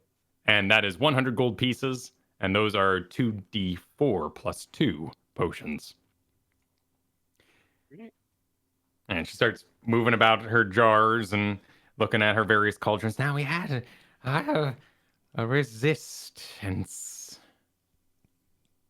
Fire. What was the resistance? You have fire resistance? Fire! Fire will be the type of resistance we have here. Potions of resistance, 300 gold pieces. Oh, I'm out. I'm out, guys. Okay. Shit. And I give him 300. Hears him clack in her ears there. Perfect. The fire potion now. And she goes over to the cauldron and starts to work. While that boils, is there anything else I can get for you, wooders? Need you breathe underwater? That poison courses through your veins. Do you desire to talk to animals this day? No. No. Unless To read a mind, to we are climb. not. If we were doing fish, we could talk to fish. We are not doing Yes. fish today. Fish are animals, yes. Yes, we saved that for later. We have fish later. Do you desire to turn into gas? There are times. No. Not at the moment, no. Travel under doors and through cracks? I think there are many things we probably desire, but I don't think we want to pay for them now. Then I shall finish your resist potions. This is good. She gets to work and hands you a potion of fire resist. This is a 1 hour lasting potion, Okay. but will give you resistance, so half damage to fire should you receive it. Single potion, right? There's no. Yep. Okay. One dose. Just one potion, and you must drink the whole thing in order to have the effects, Okay. much like the doctor might recommend. Can- Because we want the antibodies to be in your blood enough to actually begin the process. and this is an actual named item. Can you tell me that is just? Sorry, what'd you call it? Potion of resistance. Potion of resistance. Here we go. So it's the one of fire resistance. There it is. One of Yep. those. Okay. In my inventory. And you have my gold. Excellent. Anything else you all want to shop for? Is there any mundane items you want to replace, such as candles that may have spilled out, repairing clothes? Does anybody desire to have their vestments changed? Do you want a purple scarf instead of a red scarf? Just visually, as you approach your orientation for the Bronze League. I am okay on the candles because I didn't lose them all, and I don't really need them for any of this. You want to get your bag repaired, or did you repair it? He prepared it himself. I mean, Yeah. it's a stitching, but he stitched did a it. good job on it. Yeah. I mean, it's definitely like, leather pushed through the holes. Yeah, it's like there's little hernias going on, but it's holding. Yeah. Little hernias. My bag has a. I want to go to a weapon shop. Yeah, I wouldn't mind that I either. want to acquire 2 daggers because I'm down 2 daggers here.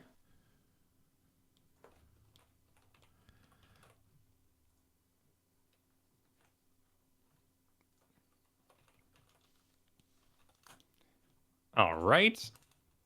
We'll just knock that stuff out. Cool. We'll get you your 2 daggers. You'll pick up your items in the morning. Otherwise, I also want to restock on some arrows, so about 10 arrows. You can never have enough, I always say. I think that there is too much that you can have, and I think we've explored that realm. And I think I only want 10. All right. all right. Each dagger is 2 gold pieces. Okay, so 4.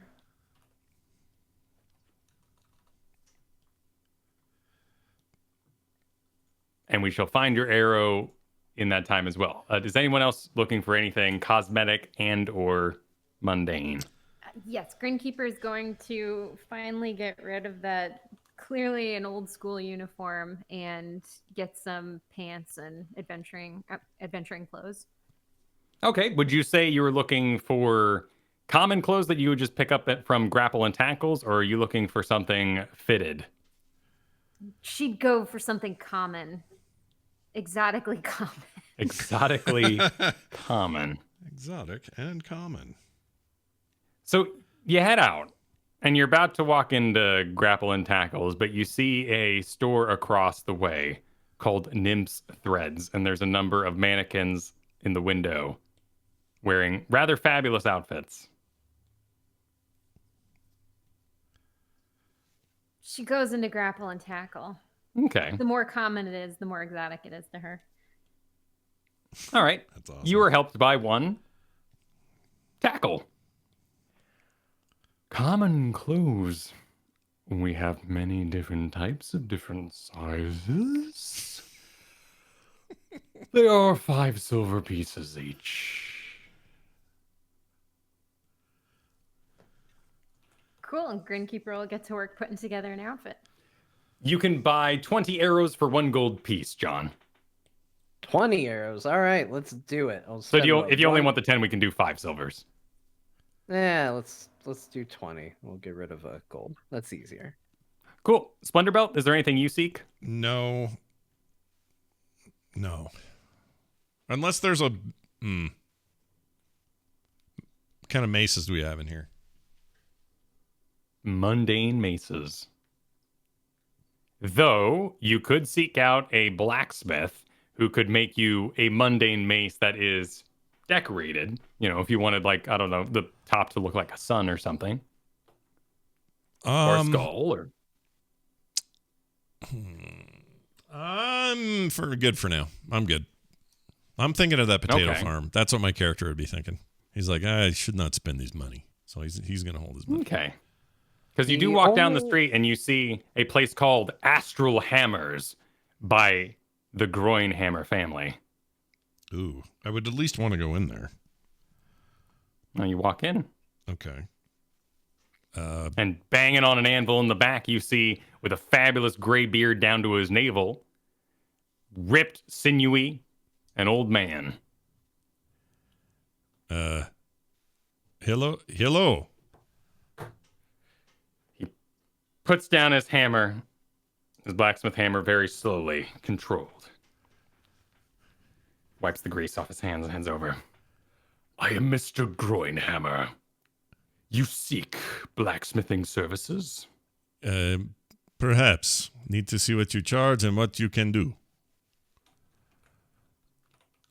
Very good. Can you make my weapons more strong, better, more powerful? Is there a way to do this, or do I have to only seek magic people for these? Present your mace. All right, I'll pull them both out and lay them on the table. Okay, let's take a look at your sheet here and see what your maces are made of, if there's anything like that. Let's see. Proficient, so pretty basic standard iron ass. maces. Yeah, there's nothing fancy going on with them. This is not an enchantment shop. This is a blacksmith. I could customize these maces for you, but I cannot make them swing harder than you can already swing them. Okay. Well, this is fine. How much to make? I like for my foe. Last thing they see is my face. How much to make a version of my face on mace? Do you jest? I do not know what this is. Is this a joke? Oh no, Will you I pose never for joke. me for several hours while I forge your face in metal? I mean, what do you charge? I don't know. What do you make? Why is this crazy? Pardon me. I have assumed too much based on your rank badge. We can do this. But how much? I don't do it till I find out the money. We would have to forge new maces costing 5 gold pieces each. Then the artistry. I would charge for this 21 gold pieces per mace. Oh, this is not bad. Okay, I like it. I like it. You put my face on both mace. Then you shall have it, please. Step back here. I shall make a charcoal drawing of your visage and place it upon a mace of expert make. Okay, and I'll do that. Cool. So you were going to purchase 2 maces, Yep. so 42 gold pieces with your face upon them. Yep. Which is actually kind of gnarly because you're a half orc, so you got the big old, the big old teeth, the tusks, Yep. kind of hanging out down there. You do pretty decent. I mean, it doesn't increase the damage because it's still a mace hitting somebody with knobs on it. But hey, I wouldn't want to get hit by a nose and 2 tusks. No, it'd be rough. And I'm sorry, you said 42 each? For the total, for your doing both total. maces. Okay, I was gonna do 84. All right, 42 total. Remove. Oh, that's a good deal. I will gladly hand those over and give him whatever else he needs to have those ready. Awesome. I'm going to go into your sheet here, and we shall name these Crandall Face Mace. Yes. Crandall face maze. Yes. I have a mace number question for you, DM. Yes. So I went to proactively add my short sword of life stealing, and I have found that in D&D, at least 5e and what's on D&D Beyond, it is a different effect than what was listed on the sheet. Oh, And interesting. While I was looking at it, I also saw another one, a different enchantment that I was interested in that is not listed on your sheet. So I wanted to ask if it would be possible to forego the short sword of life stealing and instead go with a corpse slayer short sword. and what that might do to the cost of such a thing.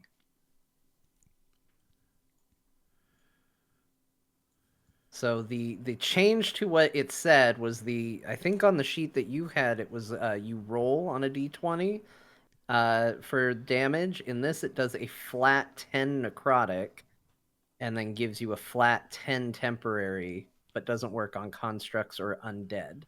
Okay, I would use the D&D Beyond version just for simplicity, so we don't have to. Yeah. So what's the one you're looking to replace it with? The Corpse Slayer short sword. It gives it the +1 enchantment, but it also deals extra damage to undead. I would think it would be slightly more expensive, if I was being reasonable in my thinking, slightly more expensive than what a +1 weapon would cost, because it has an additional effect. Cool. Looks like we'll have to do some digging to figure out the price of this, so we will handle that off air. Cool. Because we have come to the end of our time today. So, with our new items picked out, our fabulous face maces approved and being forged, our items being enchanted, we head towards tomorrow. The final, well, would be your final adventuring day as a Wood Leaguer, at least of your quota for the week, but as adventurers, you are marked as full-time and can adventure as much as you darn well please. So, over the last month and a half, you have made a name for yourself in the city. Let's roll that before we leave, actually. Nice. Let's roll whatever you would roll to spread your name. See what the people know you as. Might be a performance, might be a deception, might be a persuasion. How about Dirty 20 persuasion. Nice. Well, you already had some songs going on about you at the tavern. So the adventuring party is well known. By the way, have you named your adventuring party? oh, no. Only a 7 on my performance. I would like to suggest a name for the adventuring party, because we did not come up with one. We did not talk about it at all. Did Crandall just roll a natural 20? Dirty 20 religion. Okay. Okay. So you were well known at your... So while... I don't think I ever said his name aloud. Crandall Splendorbelt. No, not your name. Oh. Brother Maynard. Oh, Brother Maynard at the Temple of Paylor does disapprove of your adventuring lifestyle. It has spread amongst the temple there, and all the other clergy are quite impressed and think you're pretty darn cool. oh, good. But a bit weird. As well they should. But a bit weird. All right, I'll take that. If a bit weird, perhaps is the better way to put it. I'm sorry. I think, Ko, you were saying? Yes, I have a thought that I would like to suggest for a possible name for our little troop. The idea being what we do, we seem to keep having a pull towards the Underdark for some reason. I'm not sure if that's going to come to any fruition. And I also am going to pander to the DM and some of the other people here slightly with the suggestion that our group be called the Darkest Delvers. The Darkest Delvers. Yeah. I like it. I'm totally fine with that. Or Grix on one adventure, baby. How would you augment it for when you become adventurers, though, as you are leaving the Delver class tomorrow? No. Augmented. Keep it. Yeah. Just keep it? Roll with it? We're going to Yeah. level up. Delvers is a great term. Yeah, Yeah. Awesome. We're Well, that's owning where we it. shall end the show today. perfect. There you have it, everybody. We did it. And we got some cool shit to pick up in town before our next adventure begins. Ooh, yeah. Well, all right. That puts us at the end. And that's a bummer, but doesn't mean that we won't be back. So please come back and join us tomorrow. Next episode. There's no tomorrow. That'd be cool. Play D&D every day. It's not like any of us would turn that down. We'd love that. But in the meantime, we need your questions and thoughts, because when we get to the end of this month, we're going to have a bonus show. And it's important for us to have your comments for said bonus show. So get us those questions and comments over at the website, therewillbedungeons.com, where you can find everything else, including a sign up for our Instance Plus membership. It's an easy way for you guys to give back to the show you love and help us continue to do what we're doing. Again, can't wait to get your feedback, so send that stuff in. There's also an email address. It's therewillbedungeons@gmail. Or no, I'm sorry, therebedungeons@gmail.com. No, wait a minute. Did I do that wrong? No, it's therewillbedungeons@gmail.com. There be Dungeons on Twitter, so you can follow us there and find out when live shows happen and all that sort of stuff. That's going to do it for us. For all of us, to all of you.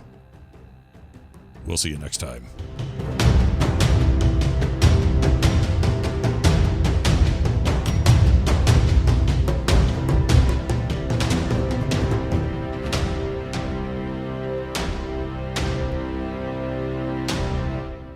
This show is part of the Frog Pants Network. Frog Pants Network. Get more shows like this at frogpants.com. Well done, everyone.